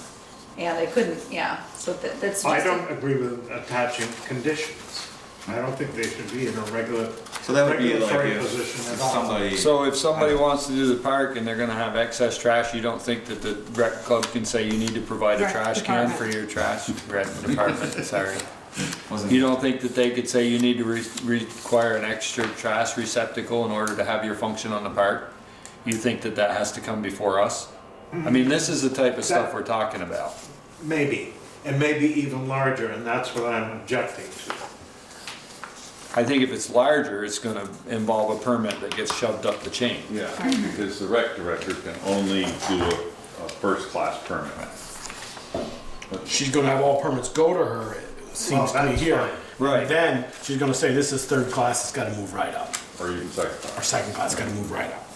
Right, the intention is for the conditions to be relative to the size of the event. So if somebody wants to have a peace vigil with 30 people, the rec department's not gonna ask for full fire and ambulance coverage. Just doesn't make sense. So that was the intention, is it's scaled up according to the size of the event. That's why the rec department can only approve a class 1 So, event. just for, I think this is why Ian's here for later maybe. The Pocock Rock, that would be a That's third class. That's a third class. Okay. And that's not even on the park, so they don't, the rec department doesn't have anything to do with it. Uh-huh. State road sometimes. When they Right, want. that was the original. Not while he's in the middle of it, it's not a state road. My first draft initially had Yeah.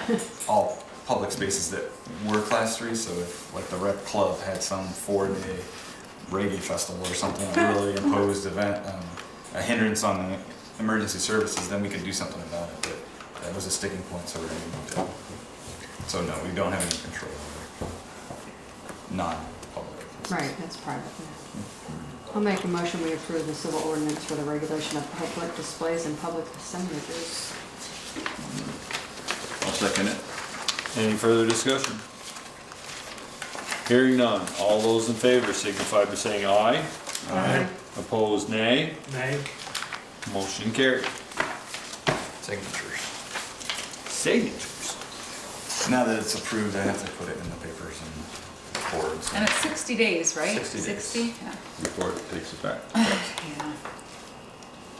I have to have it in the paper within 2 weeks. And the 5 posting places within 1. Thank you. Anything else, sir? Thank you. Thank you. No, I'm gone, he says. Yeah. As soon as you Thanks Victor didn't stay and support me, I'm not supporting you. I'll hang out to see what you're talking Thanks for waiting. Public forum. Opportunity for citizens not on the agenda to briefly share comments and concerns with the board. Ian. The crosswalk that was put in last year to the creamy stand, Mhm. or before that, will that be repainted this year? Yes, when they repaint, they'll all be. Anything else? The biking parade, that's the human-powered parade.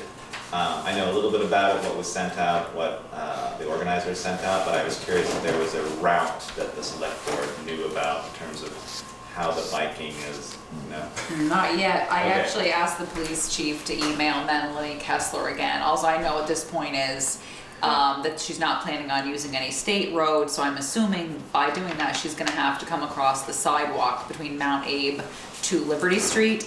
And she said in a previous email that they would be adhering to all the traffic laws, so they'd be stopping at each stop sign. However, maybe doing a little dance party or whatever. So I did ask the chief to speak with her and also have emailed her again about her proof of insurance. So, and last I knew she was still looking for insurance, although since she's not necessarily closing a road. Is there an actual route that she's following down? Not that I've certain heard roads? of. No, I have not heard yet. I thought she was staying right at the rec club park. No, property. they're going to the elementary school. They're gonna be doing a bike rodeo over there on the elementary school property. So I know the police chief had spoken to her, especially about having people, when you're crossing North Street. I was at Friday night at a staff meeting with the Bristol PD and asked Kevin to email her, so I'll make a note to. What I understand, it said in the paper, they're gonna start at the rec club property at the Yeah. hub. They're gonna do a Yeah. skateboard demonstration Yeah. and bikes on the ramps, and then they're going across to the horse rink and going up that. Okay. They won't be crossing down by. Okay, I wasn't Stony Hill. sure because I hadn't heard yet and hadn't heard back from her, And I so. believe they're going up West Pleasant. Okay, and they're going to the elementary school, and No, no. obviously they have. Did it say in the Addison last week, and then they're coming back to the park, back from after the rodeo, coming to the Bristol Park to use the dance?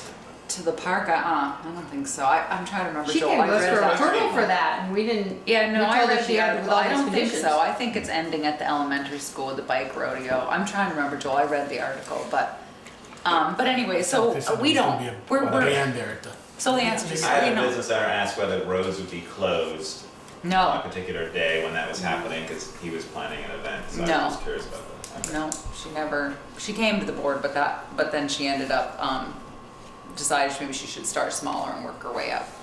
Okay. Did I hear you say bikes on the skateboard ramp? Yeah, it's BMX bikes. bikes. Maybe Oh, okay. a demonstration. Yeah, they're gonna do a demonstration. Jimmy. Going back to the prior discussion on firearms discharge, let's not get to a point where we're gonna start listening to a small segment of society that's gonna make everything the way they want it for everybody else. we have to just learn to say no once in a while. These are isolated incidents, and if the police handle it correctly, they go to the individual and say, your neighbors don't like that, please don't do it, or find a safer way to do it. What's gonna happen next, okay, you make a pocket here, a pocket there, all of a sudden, guy down on Hardscrabble says, oh, I don't like, I'm gonna move it over there. Next thing you know, we're gonna open up a can of worms. We don't have a major problem in town. Most people that have firearms are very safety conscious. In my 25 years of law enforcement, I've made numerous arrests on weapons charges. They were all illegal weapons. And it didn't matter what the law was. There's laws against homicide, but I still arrested people for murder. So what is the court passing an ordinance going to do? If a person's going to discharge a weapon, he's going to do it. So let's not open up the door to something that we're all going to suffer for. That's all. Thank Learn to say no. They say no to drugs, say no to The scary part, though, is when you have somebody discharging a firearm in your backyard, and you live in the village. We had a neighbor who was a tenant, and he and his kids were out there shooting in the backyard all the time. There wasn't anything we could do about it. Has anybody gone to speak to him from the... Oh, absolutely. I told him I would take the gun out of his hand and beat him over the head with it. And also... And he got the idea. He took the gun, he went back in the house, or he took his kids and the guns somewhere Like he else. didn't turn it on you. Huh? Well, that would have done it. Get the whole I think we're headed down a road we don't want to go down. The same thing happened over at the Inn Annex. They were shooting out in the backyard there, which is on the other side of the fence. And I did the same thing, knocking out. Right, go ask them and talk to them. You can't as Michelle said, you can't legislate common sense. If they're gonna do it, they're gonna do it whether you have an ordinance or not. Why limit it so everybody suffers for it? But I mean, if up you where have I an live, if all of a sudden you guys pass an ordinance that I couldn't shoot, oh no, that's not good. You should be breaking the ordinance all the time. Forbids discharging firearms in the village. You shouldn't be doing it anyway. The houses are too close together. Wait, how many times have we had it though? Huh? We haven't had a large amount of complaints. No, but believe me, when it happens, Sure, I can understand. it's annoying. You go to a house and there's a guy pointing a shotgun at you, he's gonna pull a trigger, you get a little concerned, you know? But again, let's not jump. I agree. All set? That's it, guys. Thank you, Jim. Discussion of 33017 memo from police chief regarding on-call or use of marked cruisers. Well, I'm hoping you don't have a lot of questions because he left. So, like I said, I told him today I didn't schedule an appointment because if you're okay with it. However, he did say today that at the staff meeting, I was just there for the first part of it, for an hour. After that, they did speak about updating, excuse me, their pursuit procedure, and so so they end up tweaking the language in there as well as some of the information, I guess, in this memo. So I guess we should probably just skip it and book him. When he comes on the 15th, just have him talk to you about his updated pursuit policy and marked cruisers. I mean, did anyone have any big concerns about the memo that he wrote that I should bring to his attention in the meantime? I just thought the last time he was in, we had decided that if, you know, I get done shift at 3 o'clock in the morning, but I have to be back on call at 6 to be down here for 7, then I take the cruiser home. Right. But if I get done at 3 and I'm not back on until 7 o'clock that next night, it stays in the garage. Right. I thought that's where we left it, but maybe I was wrong. No, I think that is what you had said, and then his memo was a little bit different, because if I remember, the first part of the wording of his memo was that after he spoke to you, he found out that things hadn't been being handled like he thought they had been. Right, yes, I was, so, yes, right, after he's he saying said, that. following the select board meeting, it came to my attention, and so I was, sounds so, anyway, so since it's already 9:15, maybe you should just, if it's okay with you, Sounds like good. when he's coming in, I'll just have him come back, and especially if now that he's saying with his pursuit policy change, it changed to this, so. So we'll do it on May 15th? Yep, when he comes about the possible possible gun ordinance or discharge of firearm ordinance. Review and, are we ready to move on? Review and motion to sign water sewer operating contract with VTOM 7117 through 6/30/19. Trish, can you say on the agreement clarified insurance responsibilities on page 4? I tried to find that and I'm not, Okay, I'm not sure I'm looking in the right spot. That's okay. What we changed was right at the bottom. The only thing I added was the contractor must carry the above listed insurance and amounts for the full term of the contract and supply the town of Bristol with an updated proof of insurance annually. So it had never said in it that they had to carry them for the full term of the contract. It was just a, It just said they had to have insurance. yeah, it just listed the insurance Okay. needs, so that was what we Oh gosh, changed. there's nothing on this page 4. Yeah. Ah, Other page there's 2 4. page 4s. Oh, I'm sorry. I never even got Page that. 4B. Was it, page 4 of the attachment? Yeah. I'm sorry, I'm sorry, Michelle. Goes, I couldn't see anything about insurance. But that So was, this- that was the change. This is the way the original contract was written for a year, and then we had Right. the option to renew it. Yep, Right. Okay. yep. He's added some equipment to it.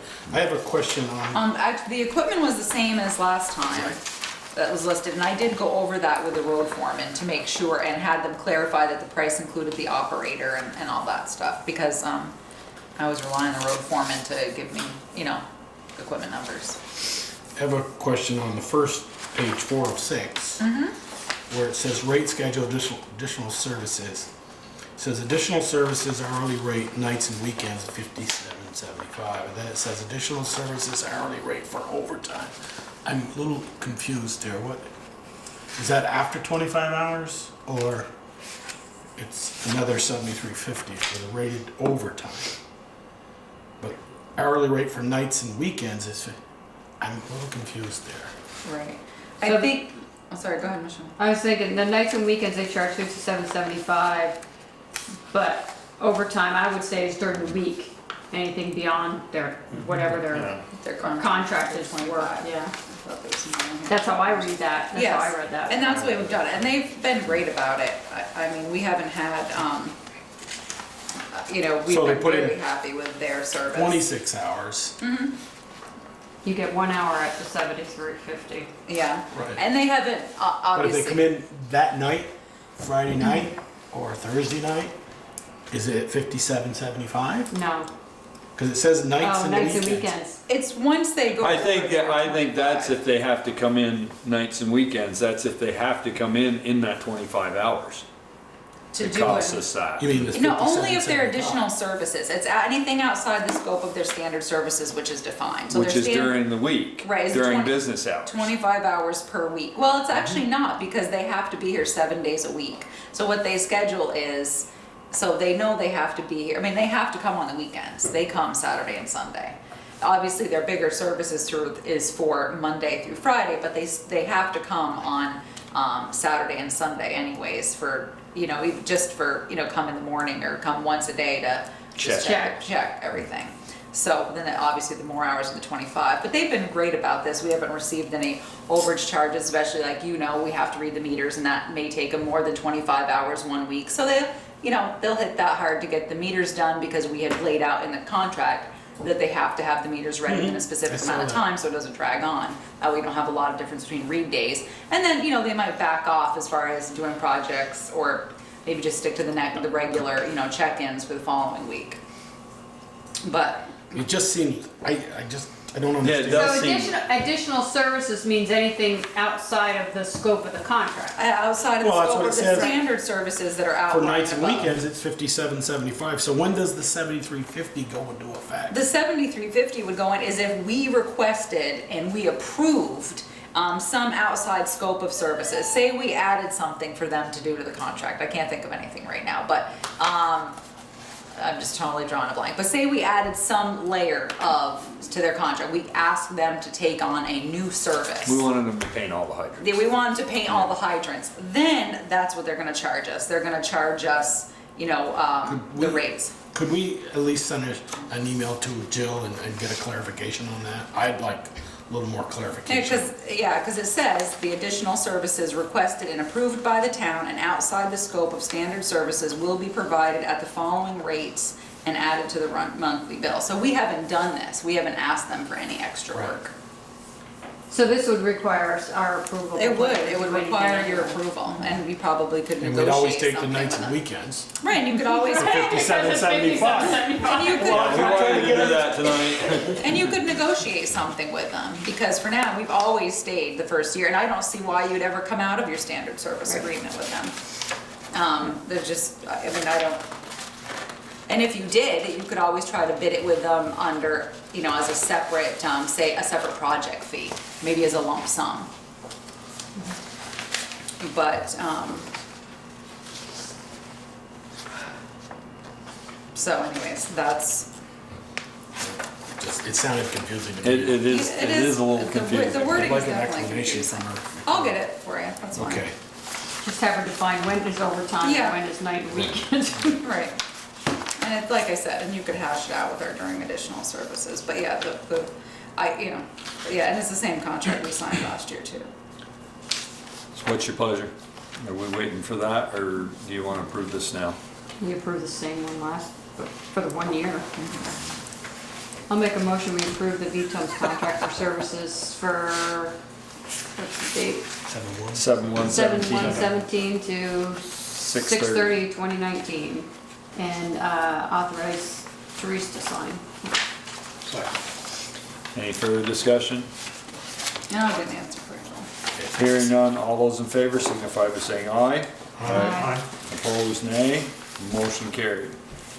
Motion to renew People's Bank loan for $40,000 at 2.1% interest for 1 year on Holly Hall. Yep, and this is one that you pay, we just renew it every year, we pay $10,000 for the principal plus interest and roll it over every year. And the interest rate has stayed the same? No, but it was 1.7 last Yeah, year, and it's thought so. 2.1 this year. Still pretty darn good. Yeah. Yeah. Well, it is. But we're only gonna pay back 10 this year though? Yep, We're 10. always taking, so we'll have 30,000 left? Well, 40, we had 50 last year, we'll pay 10, you're refinancing $40,000 at 2.1% interest for. But then next year we'll be down to 30? No. Yeah, you pay 10 every year, so We'll at this pay time. 10 next year, and it'll be Yeah. 30 You're paying. When we have to renew next year, it'll be at 30 at whatever interest rate. Yeah, it is, exactly, yeah. after we pay our 10. Right. Yeah, and, But and that's- the 10 to bring you from 50 to 40 is in the Right. warrant that you Right. signed tonight. So moved. Second. Any further discussion? Hearing none, all those in favor signify by saying aye. Aye. Opposed, nay.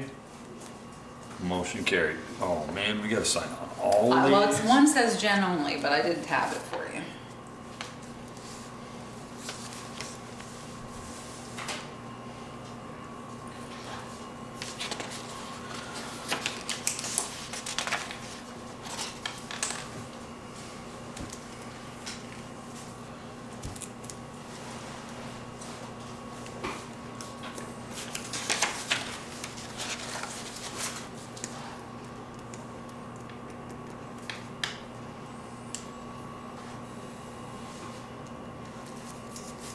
And those gentlemen. 3 places. Your 3 places? Right where you sign? Yep. Right under it. Sign right over me.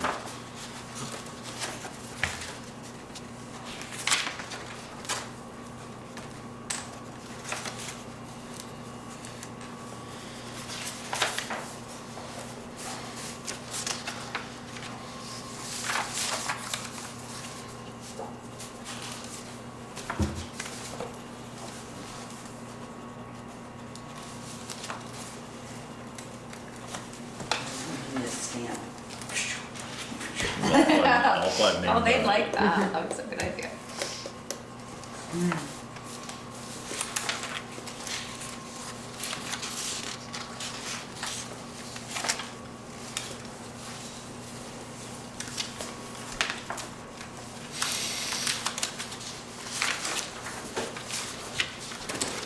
So I looked in the meeting notes on February 27th. And we're set 07 was the last time you guys discussed the police department. Issue with that. Good night, Jim. Seems like. Yeah. My Jimmy. Good night, Jim.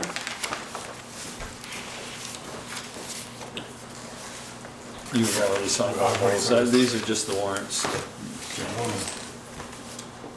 Yeah.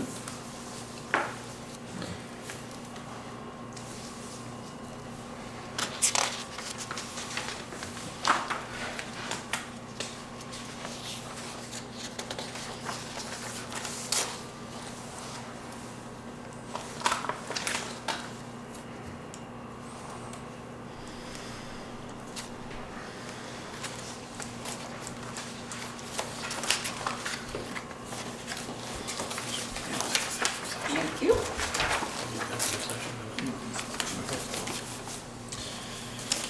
Okay.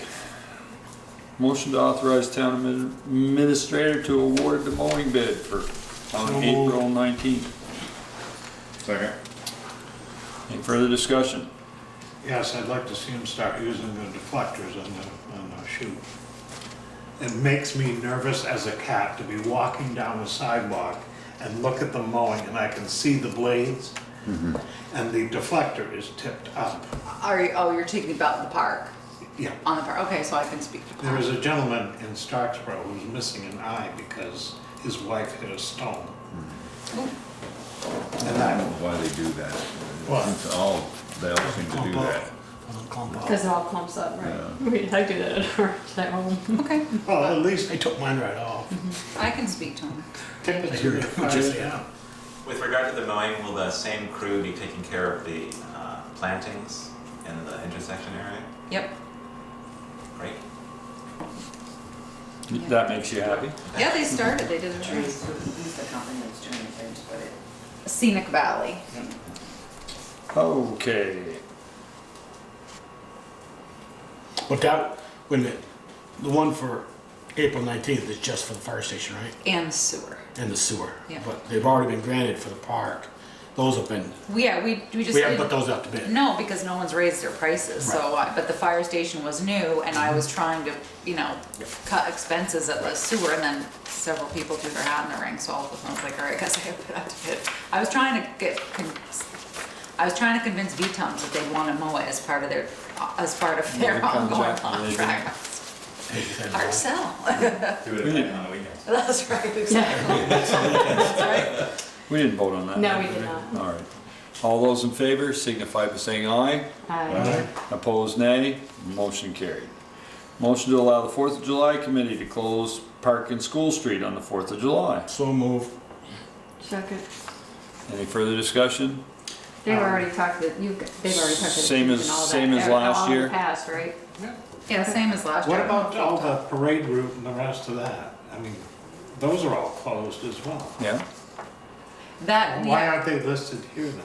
because for that, they want to close these streets, and this is something you have control over. But for the state, we have to get a parade permit from the Randy Snelling at the state of Vermont. Well, this And is Cecil the, and I have done that. No, I'm Yeah, also this is- talking about Pleasant Street and all the streets of the Pine Street's blocked out. We've never asked because because this is a it's longer the way period it's of time. always been. Well, this is a longer period of time too. This Yes. time they were leaving it, blocking it for the parade and for after while there was ongoing events. It's Whereas closed for the day. Yes, thank you. Where the streets before are just, Closed temporarily. Only closed Closed when for- the parade goes through. yeah, and detours, and then they're open back up at the end of the parade, where this was closed Right. all day. Okay. So that's, And it was very nice to see the lady last year when I made a suggestion to Ted before they started about this time was the smaller letters. And when she went by, she goes, "Oh yeah," she goes, "I use a lot less paint. I didn't need those great big letters. I use a lot less paint." Alright. All those in favor signify by saying aye. Aye. Opposed, nay. Motion carried. We should skip this next one, seeing how Ian's being so quiet back there. He's waited for 2 hours.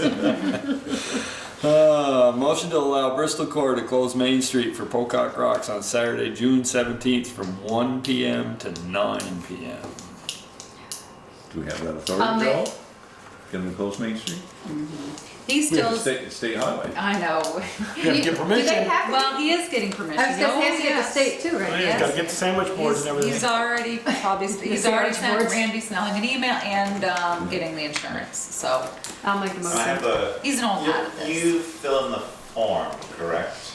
The Yeah, because last year they, 111 or whatever it is. they gave us some weird form That's last the one he sent again. Is it, just forward it to me and I'll fill Okay. it out. He said there's no fee, even though there are fees listed on the form. There is no fee. And that's fine, that's the same form that they tried to make us fill out to put the flashing sign for the fire station. I'm like, how has one got anything to do with it? We'll have to put a toll out here for state I vehicles only, every time they come through with a plow truck. That's right. I'll make the motion. Second. Any further discussion? I just will clarify, 9 PM means it's back open, the bands 9 are shut p.m. down, everything's Yes. shut down. Same as last year. Yeah. Last year, they were very good about Okay. making sure, the band, the biggest problem in previous years was that people wanted the bands to keep playing, so the bands would play over, and then we couldn't get picked up in time. But last year, were good about, Well, last year, I think they probably wrapped around 8:15, but we were very efficient in terms Yeah. of the sound crew. Aiden and his team were really good. Well, the last year when I was down there, it was the taco truck took forever to get off, and we kept saying, just pull off the edge of the road. And you go, I oh, have go a be. question about this, and it is, do we have to advertise that that route is closed? they have to advertise, yes, Yeah, I mean- there'll be signs. Yeah, but Sandwich the state puts the board. same. Yeah, like two- Because I electronics. remember down at Daniel's Four Corners, it said Waitsfield, Route 100 is closed for a parade. I mean, why is it down there? And also, up in Starksboro, there are signs for the road being closed for the 4th of July parade. Are we still required to do that? Yes. Yeah. Because we're detouring traffic right. off of State Highway. Right. Last year, we had large electronic signs that one of our committee members got. I don't know if we can get them this year. One was at the Lord's Prayer Rock, the Yeah. other was at Daniel's Four Daniel's Corners. Four Corners, or a little bit closer. Well, the state required us to do it in Starksboro one Right. year. Yeah, because we're closing the road, because we're closing the whole Right. main street. They can still get around here, Right. up mountain, with the 4th of July, you can't. But they have to, Right. get signs and he has to approve their detour route and Ian does a nice map and, oh yeah. We had one They're sticklers. related to that was, I talked to Adam at Bristol Beverage, and he was concerned about the amount of traffic that comes up the road next to him.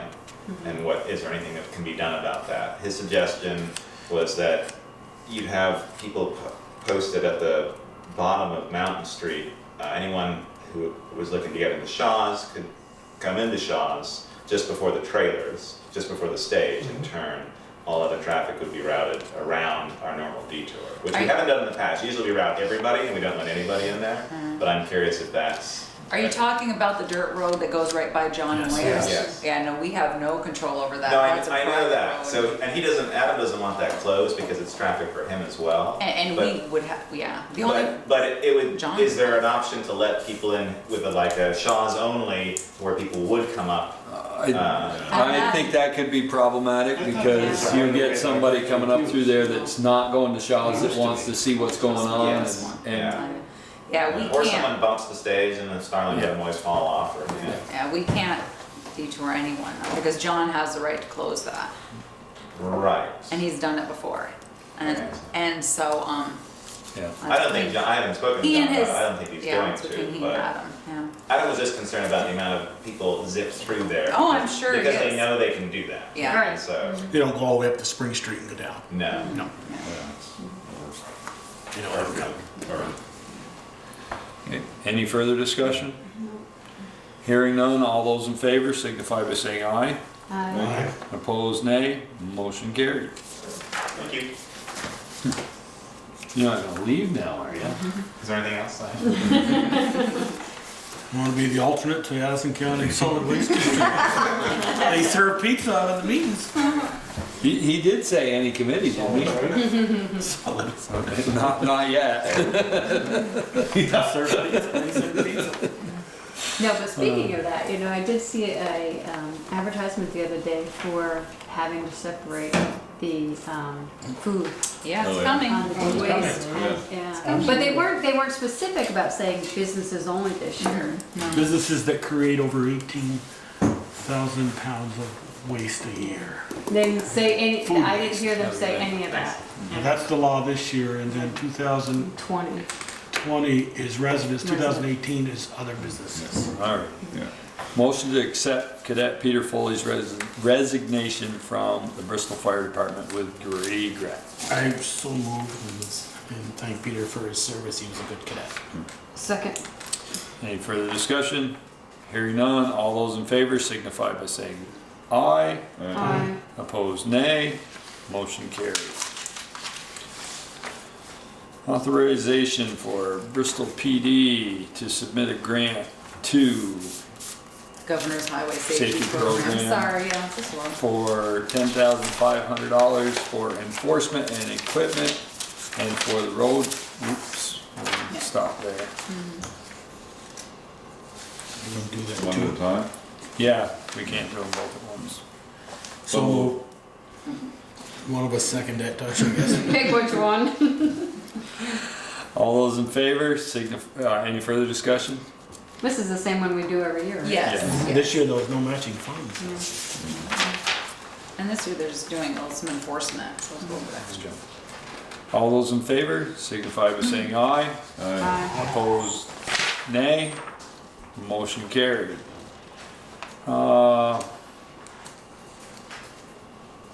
Road foreman to submit a grant application to V-Trans for a paving grant for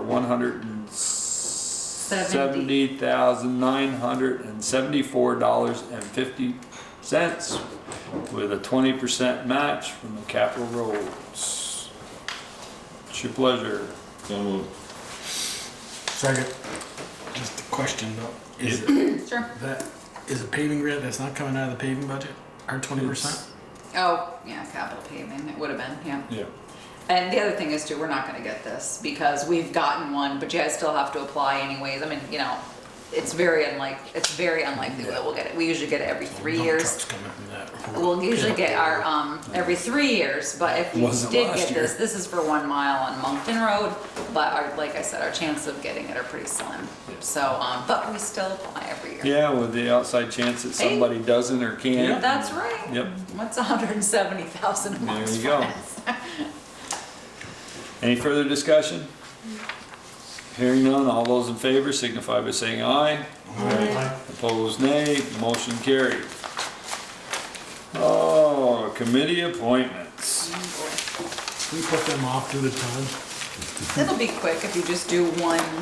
Make a Can you motion just to say approve make the a list? the list? That's what I would say. Stick it on the list. As long as you've made, do you want me to read it once so you know what you're making a motion for? I think if you read the list so that we know who we're putting where, I mean, we basically went through everybody, so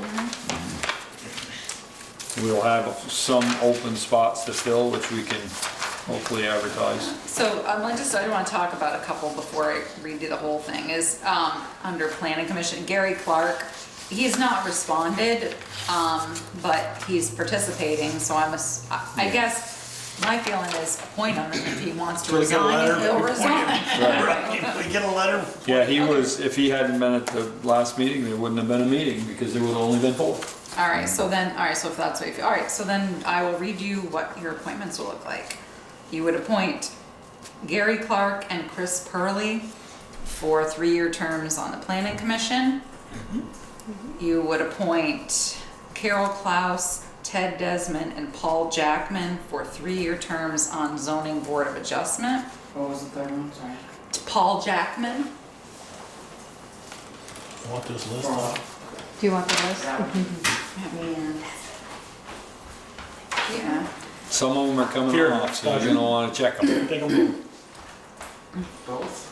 There's 3 pages. Yeah. There's 3 pages. Yeah, front back. Conservation Commission, you'd be appointing David Henderson, Peter Domenico, and Kristen Underwood for 3-year terms to 2020.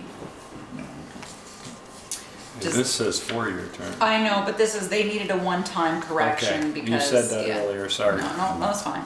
Pay attention, will you? A design review commission would be reappointing, or you would be reappointing Jim Weaning and Ron LaRose and making a new appointment of Ian Albinson.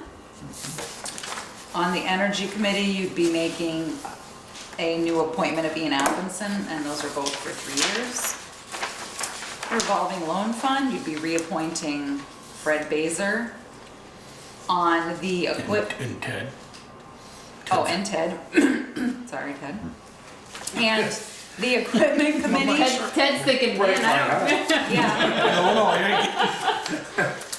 Okay, on the equipment committee, you'd be reappointing Peter Bouvier, the town administrator, Alan Clark, Ken Johnson, and Randy Sargent. Randy Sargent would be a 2-year term, so I don't know. I asked Peter about that today, Mm-hmm. because Peter's always been on that as the ex officio from the select board. Yep. And then you're on it, you're on all committees anyway by your job description, non-voting. Yeah, well, some of So- these, I go because of the finances, and if I have to Right, explain so- it or fill out the loans. I'd like to add Peter to the, Oh, good. because he's always been on the road committee. Sure. Or, excuse me, the equipment committee. Mm-hmm. Oh, sure, that's easy for you to do. Yeah, I'm writing right next. Officio. She's writing it right in. Yeah. I see, she didn't even hesitate. She didn't even ask you. No, Still need an alternate. no, and then she is working until July 1st.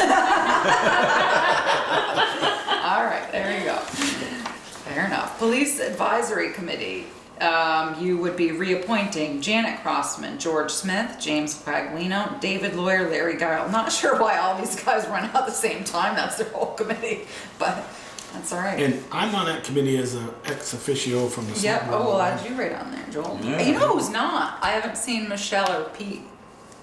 Coffee. There's a reason for that. Pete's the emergency Yeah, coordinator. it's coming up on the next page. Yeah. So we'll put Joel in there. Then you would be reappointing Peter Grant and Bill Sayer to the Addison County Regional Planning. And Peter Ryan, Joel Bouvier, David Sharp as fence viewers. It's a tough job. Pound keepers, Cale Pelland and Kevin Gibbs will be reappointed, and they both have said yes. Tree warden, inspector of wood and lumber, and inspector of weights of coal, David Brin. And I'd just like to add, he's been a great tree warden. Green Up Day coordinator, David Rosen, and the Conservation Commission. Addison County Transit Resources, Naomi Drummond, who also does a nice job and always is prepared to speak at town meeting. Right?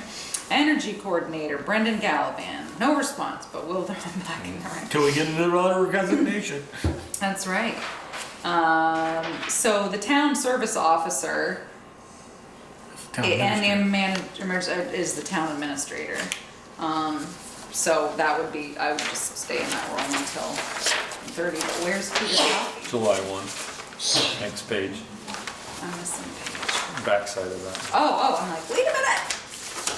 I don't remember getting anything to respond to. It says no response. Yeah. There you go. No response is a yes response. Okay, so then Peter Coffey and Eric Forand as emergency management deputy for Peter and coordinator for Eric. And then the library board, this was a mistake at the library. They forgot that one of their trustees needed to run. So we are going to appoint Lynn Camara for a 1-year appointment, as she will run on the March 2018 ballot. That's how you ended up with the library in the mix. So if that's the, oh, here it is, right here, Peter, I had it, sorry. Question I had. The tree, not tree warden, Yeah. forest fire and shepherd, why isn't that on? That's a That's a separate appointment, and that's a 5-year. Oh, okay. And so you All right. must have, I think we did Did it that a couple of years ago. And that's a 5-year stint. Okay. And then he can appoint his own deputies, I think, if I remember right about that, which I think We're not deputies, we're are not deputies, that's right. persons of interest. Yeah. Whatever keeps the state from paying me $5 a year. Yeah, that sounds like a criminal action, right? Yeah. That's a little bit, felt that. So, So can I get a motion to So moved. appoint all, That would just, on paper. As Teresa read. As Teresa read. Thank you. I'll second. any further discussion? Hearing none, all those in favor signify by saying aye. Aye. Opposed, nay. Motion carried. Approval of minutes of April 3rd, 2017. Can I bring something up? Can we move up to number 9 on the schedule again? Just because there's some errors here. The Town of Bristol grant summary document, what are we gonna do in the fall? And, that's funny, I don't even notice that. That's and the department will officer costs and mileage, that didn't make. That doesn't make any sense to me either. Or, When we yeah, went by it and I thought it I was too wonder if late. he had another line and it just didn't come out right, I'm not sure. I tried to see if something got Yeah. cut off, but it didn't. Anyway, I will, Should be fixed, right? but is it, cause it's right on this side. oh yeah, So why is it maybe somebody retyped it, that's I funny. have no idea. That's weird. I'll ask, I don't know. Maybe I typed it.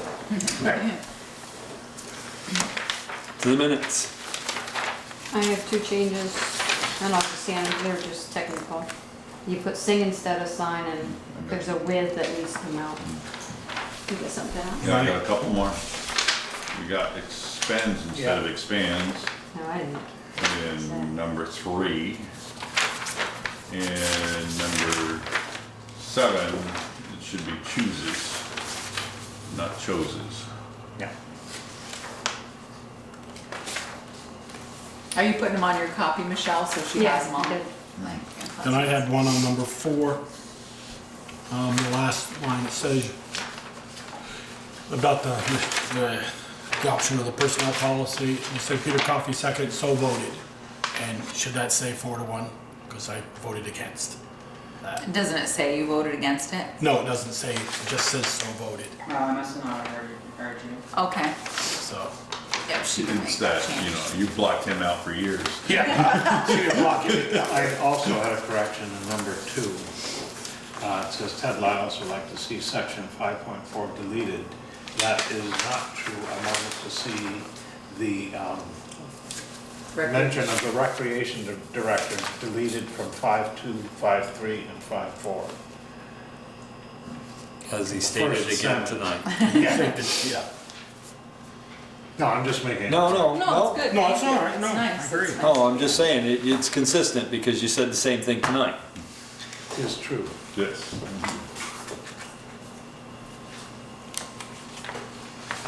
Did we have a motion on that yet? Yeah. Michelle, I thought started one. No, She I, made a motion with corrections and I, Yeah. I'll make a motion that we approve the select board meeting minutes for April 3, 2017 with the corrections noted. second. Any further discussion? just asked the question. Now, these haven't gone out to the public yet, right? Yes. So another set, No, they'll say, they've gone they out. said draft. They say draft on them, yeah. Because they have to be out. They have to be out within so many days. Right. 5 days. Yeah, they're coming Right. Friday. So yeah, then So what it's happens posted as a is draft. Tasha corrects them and sends the corrected copy to Pam, and then Pam puts it up on the website to replace that corrected one. copy. Yeah, because we have to have them out within 5 days of the meeting. It'll be the minutes. It'll be The minutes of that will be out. No, it's not. Okay. all those in favor signify by saying aye. Aye. Opposed, nay. Motion carried. So you had your 2 corrections. Yeah, everything, I put them all, I tried to put them all on I there. did your correction title on this. Authorization of accounts payable warrants and liquor licenses.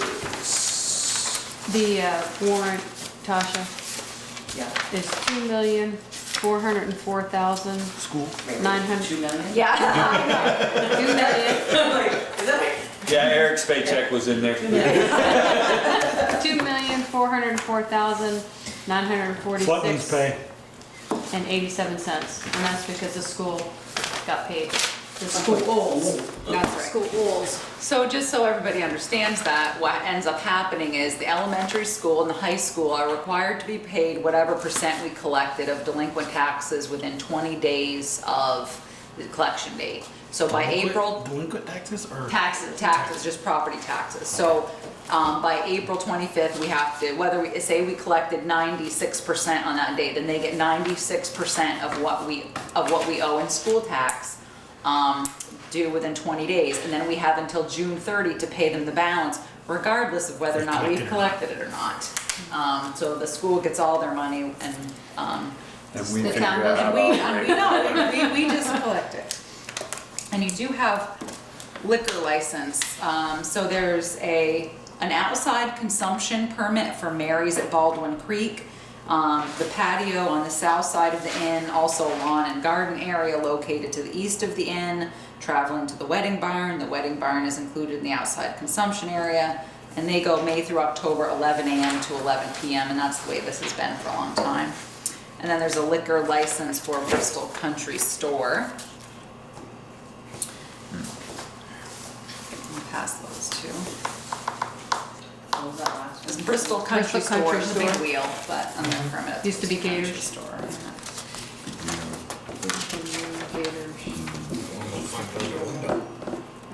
Excuse me? I said, I almost found it under Linda, and I'm going, Peekapoo president. I go, oh, that's not Peeker's signature. Just those two? No, this one I'm not sure. These are all the application for special event permit. You actually don't sign these, you approve them, and then Jen, we check whether they approved or disapproved, and she signs. So I don't know if you just want me to read you the names. And Sure. And the thing is too, they're a little bit funky because they don't all have the same hours. So, so these are all for Pocock Rocks, Champlain Orchards, and they want open pine containers in restricted area. Closed 32 inch growlers. Okay, so that's fine. What do they say? Oh, they want theirs from 2 p.m. to 9 p.m. No. That's what I think, right? Because it's No, actually. they should be 8, yeah. Okay, so 2 to 8. And do they identify what their restricted area are? Do they? It's roped, Do they yeah, rope it's off? roped. Yeah, they have to. Yeah. Yeah. And the great thing about They do a these good job of is that. they go to DLC, and then DLC will. I'm sure they're here. Would be my guess. Hogback Mountain Brewing. They are up to 4 2-ounce samples will be given a new charge. Beer will also be sold by the glass for on-site consumption, unopened bottles to take off-site. They want their hours, they want 2:30 to 8:30. So again, it's 2:30 to 8. Citizen Cider, 2-ounce cup. Hogback didn't say anything about. Restricted area. Well, they have to be. Everybody has to have a restricted area. It's part of the. Kevin does these all the time. Yeah, they have to. It's part of the DLC. And if liquor control comes and they're not roped off. Yeah, it just says location, Main Street, with a designated area for alcohol vendors established by Bristol Core. Oh, okay. I know that Ian was asking the town clerk if he could, if he could Put 'em all borrow on the, you know, what's it, not stanchions, that makes me think of cows. What's Well, the- that's what I was gonna Stuff they use say. for the things they use Yeah, up in the. yeah, election. The cattle herding. Yeah. Citizen Cider, 3 p.m. to 8 p.m. They say the same thing. Main Street block down to Bristol. They got times, right? Citizen Cider, yep, 3 to 8. 14 Star Brewing Company, 16-ounce pint open, or 16-ounce can, no can sale limit. Open pints, legal limit. They are 3 to 8 as well. Stonecutter Spirits, giving free tastes and bottle sales at a table on the Main Street block. 2 to 9, so that's 2 to 8. 2 to 8. Alright, so if you, I don't know how, if you want to. Make a motion, we accept the approval of the liquor licenses for all the ones you mentioned. Alright, The ones you- special So, For yeah, there's special special permits. event permits for Special event permit. Champlain Orchard, Hogback Mountain Brewing, Citizen touch. Cider. I can type them in too later. Citizen Cider, 14 Star Brewing, and Stonecutter Spirits. So moved. That's it. I said all those, I guess. Yeah, well, I just wanted to reiterate them, because it's hard when you're taking minutes. I'll second. Any further discussion? Hearing none, all those in favor signify by saying aye. Aye. I Opposed, nay. Motion carried. Select board concerns. Yeah, I know, it's a little. Ted. But thank you. I never keep track The only of thing I names. was thinking of was that last meeting, we were going to do something with Mr. Gibbs and the old fire station at this meeting, Uh-huh. but I didn't see it anywhere on No, it was pushed, no, it's May, May 1st, you'll be seeing the loan documents because the Okay. closing is May 5th. the, okay. That it, Ted? Peter? Good. Michelle? I have a question. Wait a minute, you had a question. Wait a minute, you had a question. My question's on the budget. Accounting fees, do we have any more coming in, or is what's on here done? I mean, we're at 85% of what we budgeted. Do we have any more? What's the total The total, that we've spent? professional fees, accounting, 22,000. 22,000? Yeah. That we've spent? No, sorry, 18,800. I think that would be it, because they've already, we haven't got the printed copy, so there might be something left.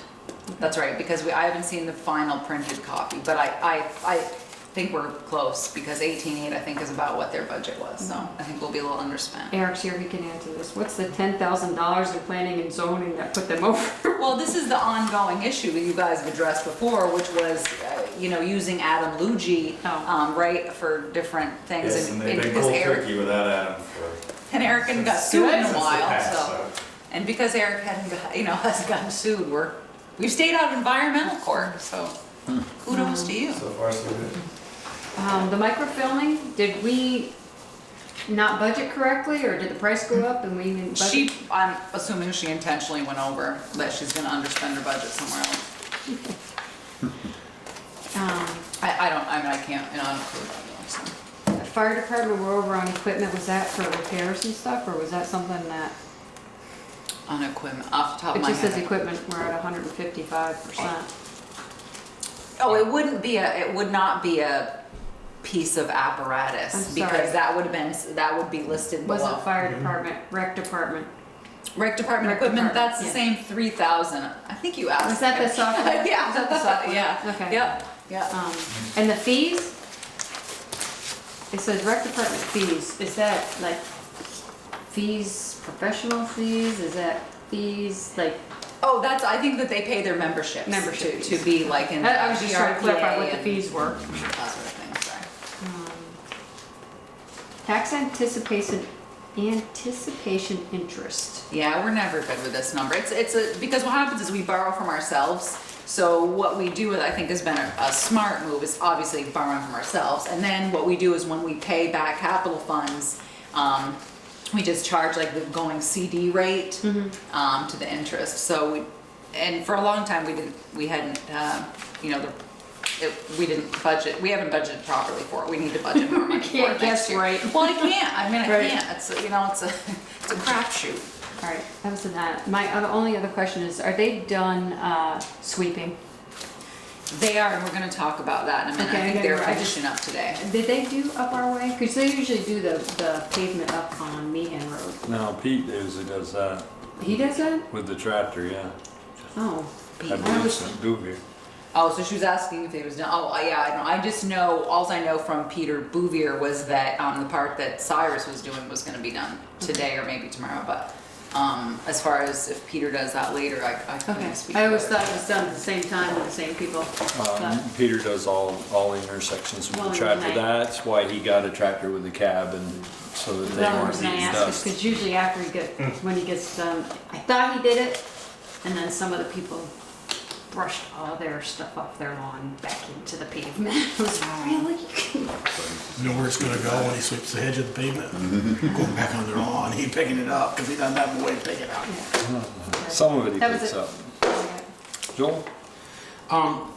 Back to the budget, fire department, fire building maintenance. We spent $8,400 on a new building for maintenance. What was, I mean, we're 2/3 through, and we're 102,000, or 102%. And I just was wondering what. Well, we code, to that currently, we code cleaning, obviously, when we Okay. have, you know, Yep, that's where the that's- custodial yep. goes. And, you know, lawn mowing, that also goes there. When we've had lawn maintenance, that would go under building maintenance. Let's see, I'm trying to think, because I know Probably that the the elevator goes under there. Elevator and the alarm. Right, if we have testing and that sort of thing. We haven't signed the contract yet for maintenance with Bay State because I'm waiting for the gentleman to get back to us on schedule time. I'm trying to think, because we've had warranty issues, but they've been handled by warranty. I'm trying to think what I'm missing here. Okay, all right, I just. I'd have to give you a more That's detailed all right. printout. It's, since I don't code his bills, it's hard for me to remember, what, obviously cleaning supplies, that sort of thing, but, if you want a detailed No, transaction that's- report, I can get you one. That, you know, I just thought it was a little bit. And isn't it hard, because we've been, you know, as far as trying to put out what we, you know, what we're budgeting as far as next year, we did the same thing with, a maintenance agreement that we'll sign with, Ryan's Plumbing and Heating, and, you know, different things that we'll Is that sign where later. the money for pumping the tanks came from? Yep, I would That could be assume under there yeah. too, right, Mhm. Peter? Okay, all right, and I had one more, and then Michelle said, and I forgot what it was, so. Sorry. That's all right. I Well, wanted you to ask. have to write it down. That's right. If you, getting if you older. remember, just let me know. Okay. Or email. That's it. Yeah, I'm good. Therese, you're up. So, first I wanted to say congratulations to Gerald Heffernan. He was being a super senior. Actually, it was happened to see the news that morning, and it was a great, well, Jimmy Gerald was great. So, but it was really nice. It was nice. My father went to an auction the next day and they asked him if he was his son. Made him feel good. Oh, that's funny. So it was good. So we received in office a couple complaints about you know, sidewalk sweeping and the roads. And so Peter Bouvier wanted me to just explain some options. So for sidewalks, it's about 2 to 3 days to do the work. And some people were, you know, we did have, I mean, I only think we had one person on East Street, maybe someone else complained about the sidewalk dust. And he said for about $1,500, he could purchase a trailer, a tank, etc., to drive ahead of the sidewalk tractor and spray, you know, to get a little moisture there. That would help keep the dust down on the sidewalks. Or obviously we could just not sand the sidewalks, or we could have village residents sweep their own sidewalks in front of the house. It's really only a couple, you know, 2 to 3 days, and I think this year, coupled with the weather change, you know, things dried right out, so it was really dusty quick. Typically it's a little moister when. you know, for the sidewalks. So I'm not sure Well, if you don't sweep the sidewalks, people are gonna complain because there's dirt on the sidewalks. If you don't sweep the streets, they're gonna complain because it's gonna be dusty all summer long as people drive on it.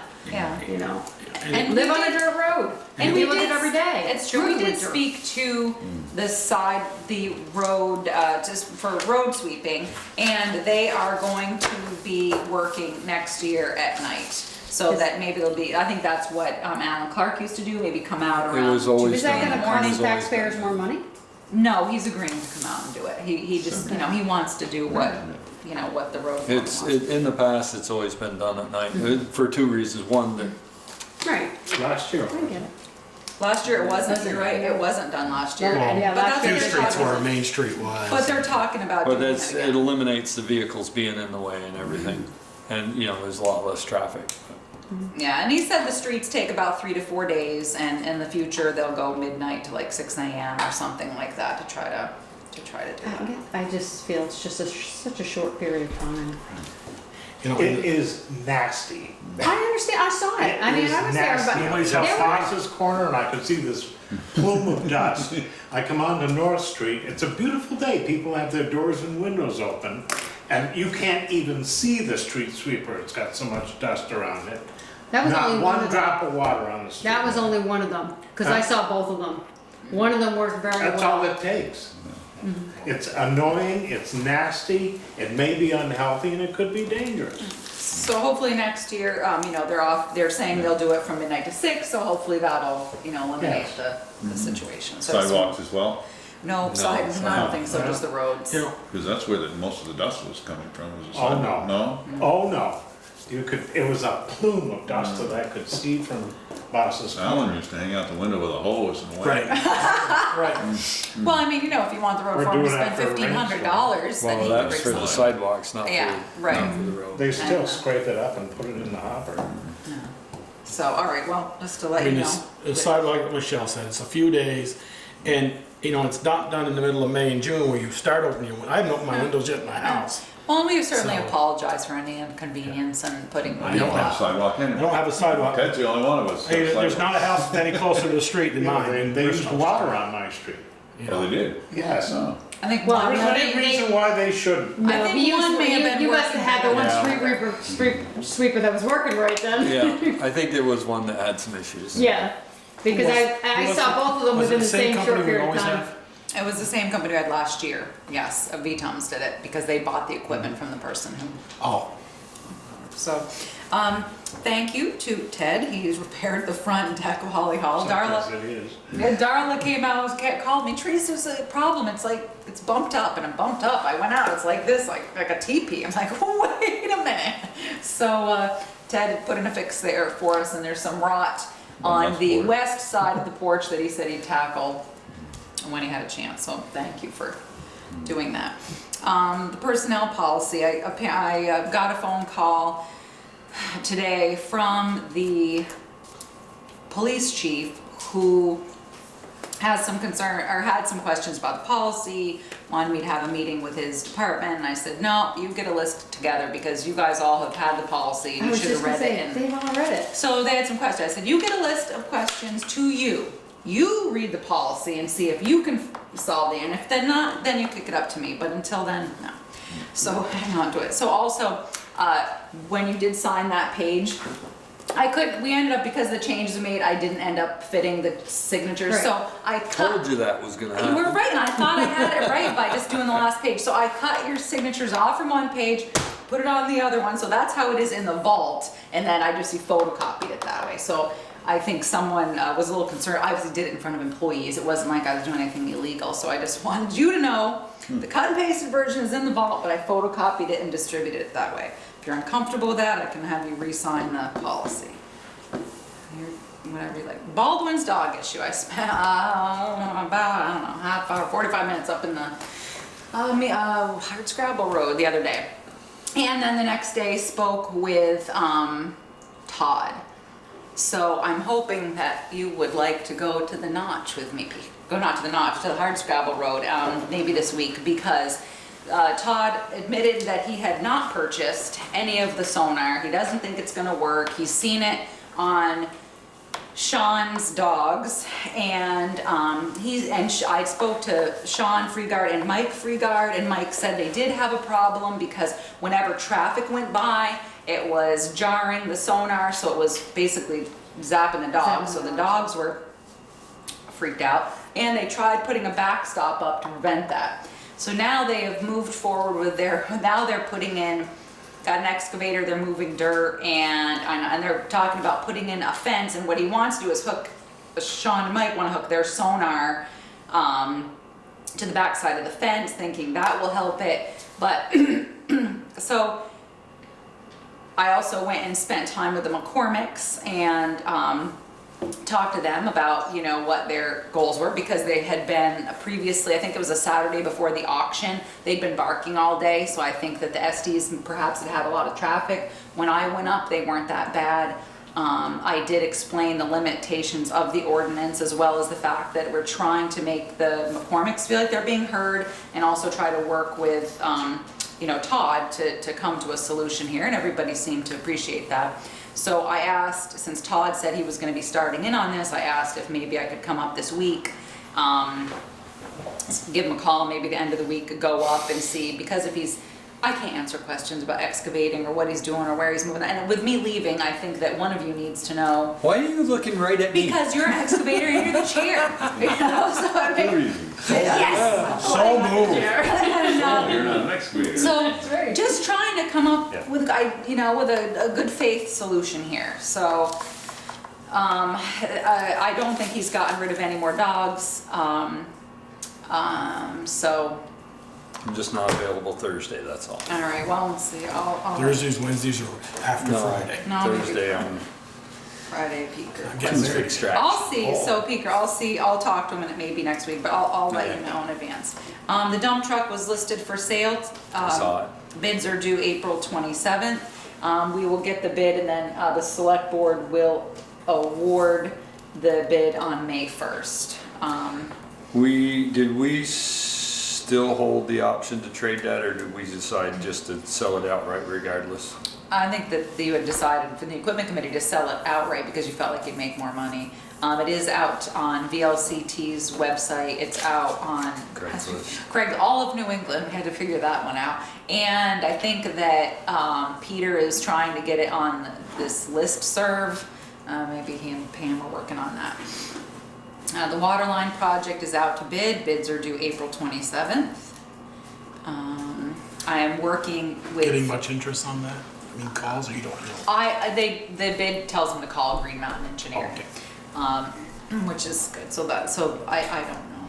We had a good turnout for the pre-bid meeting, certainly. Roughly, how many?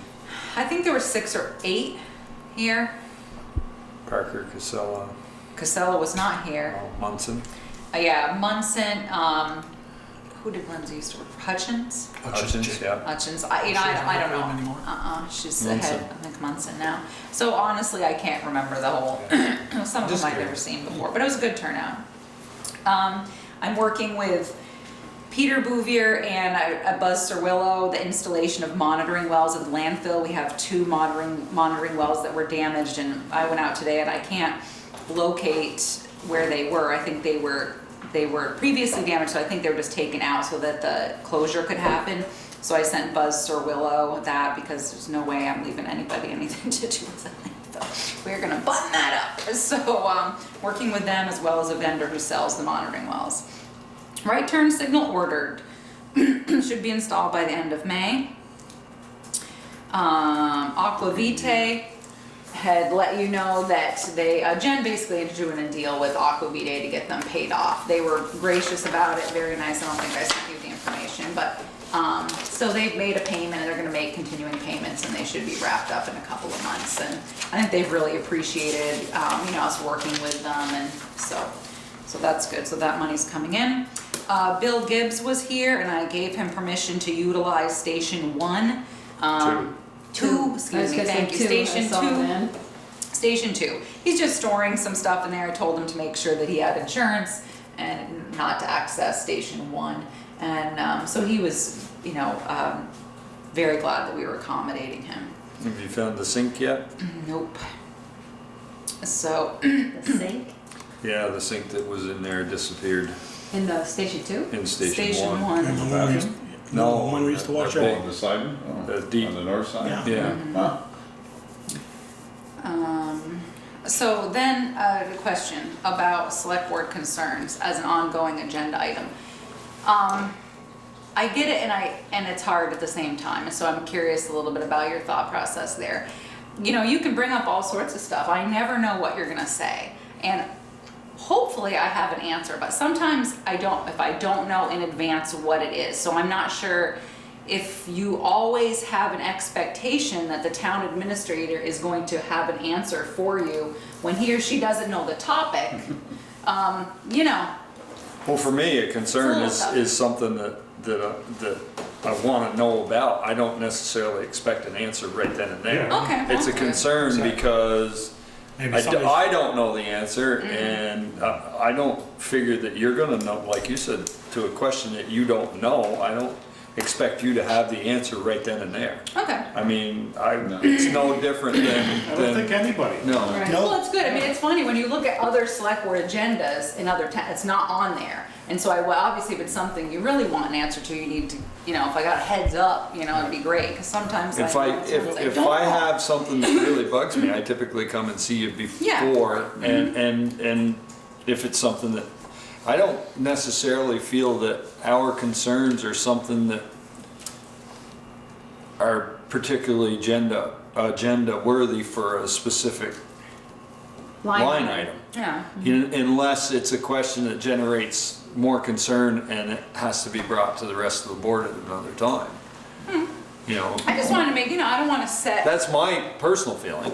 Well, that's good. I mean, you know, we've, you know, managed and it's fine, but you know, sometimes it's just tough because I certainly can feel like, oh, you know, maybe I've let you down because I don't have the answer, or if you want to, you know, but so I guess if it's something you really want to know, just, you know, give someone a heads up. I mean, I think it's something that, I wasn't sure. well, it's something that if you, I think we're looking for an answer for, or, you know, it's a concern, so it's not necessarily something we're gonna get an answer for that night.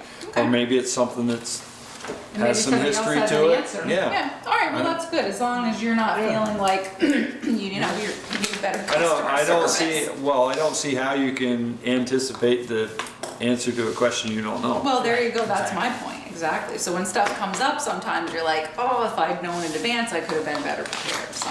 I probably could have called you today. I probably could have called you or emailed you today that question about the overtime versus nights and weekend question. You know, you asked us to read it, so I just circled that. Yeah, no, and that's fine, I can get you an answer, I have no problem. I just want to make sure that everybody's, you know, happy. Don't be so sensitive. Well, you know, sometimes it's just whatever, it is what it is, but, Well, there are gonna be questions that you can't answer. That. well, of course, but I'm just saying, if it's something you really want an answer for, you should give somebody a heads up.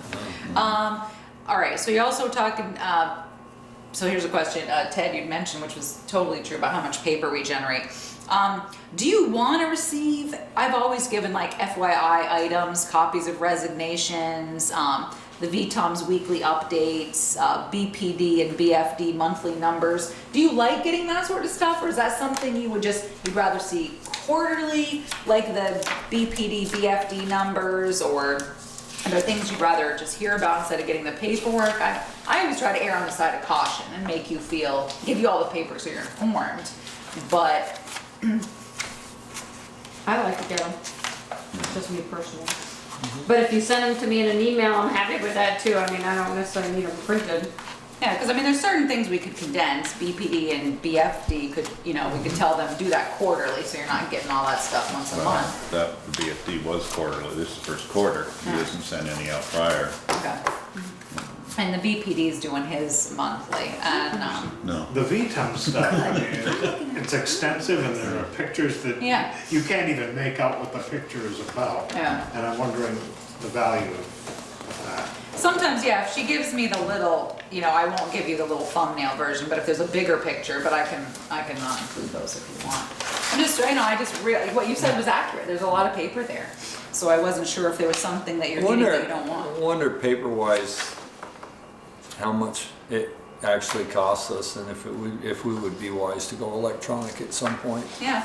Well, I mean, you in certainly our talked office, about if you copy one of these, it's 5 cents black and white, and if it's color, it's like 7 cents. Yeah, it's less than that for us. Or maybe less than that. Yeah, it's less than if you that copy for us. for copying. That's the cost. Yeah. They figure that's about the cost. And I mean, everybody but two pick up their packets. But I mean, so there's, you know, we spend probably spend $5-6 every 2 weeks just in mailing. But yeah, I mean, I think the copies are less because we have a, you know, good contract. But Can I just make a comment about this? I don't understand this. yeah. I tried to read it and it means nothing to me. I just don't understand how many citations. Yeah, but it says warnings by violations, citations violations, but it's like, I look at the time frame and I'm not always, I'm just not sure I understand it. Well, maybe what we'll have, I was thinking he might want a separate spreadsheet where he can compile that, or have Liz or Lisa compile data that's more usable for you, but like in a quarterly basis. So that's what I was thinking. When I wade through it, I often wonder myself. So, all right. And just a reminder, we were all invited to the Boy Cub Scout, Boy Scout crossover ceremony tomorrow night at 6:30 upstairs, right in Holly Hall. And that is it. There is no executive session. Peter, I did, Teresa reminded me of my two things that I said I couldn't remember. That sign, late. That sign, because it's $11,000, if we go that way, we'll have to get bids on that, correct? Because it's, our purchasing policy is over $5,000 and we're purchasing. You have the right to sole source a vendor. Oh, okay. Yep, and in this And case, then that's what you have. Just a little, on the employees personnel policy, I'm just wondering for grammar errors, in one section you refer to the highway department as the road crew, and then another section you refer to as the highway employees. Oh, do we? So I just thought maybe to make it straight, maybe I'll If we say have to make highway it- employees and Well, if we do, or we'll have road crew and both. If there's anything that comes up, we'll have to amend it. I think it's one of those Right. things where Right, it's no big deal. It's not. you read it so pressing, many but times, I think it says I what I finally read think it it again and I says. went, oh, we should have caught that. Yeah, you're right. Make a motion to adjourn. Second. All those in favor, signify by saying aye. Aye. Opposed, nay. Get out of here.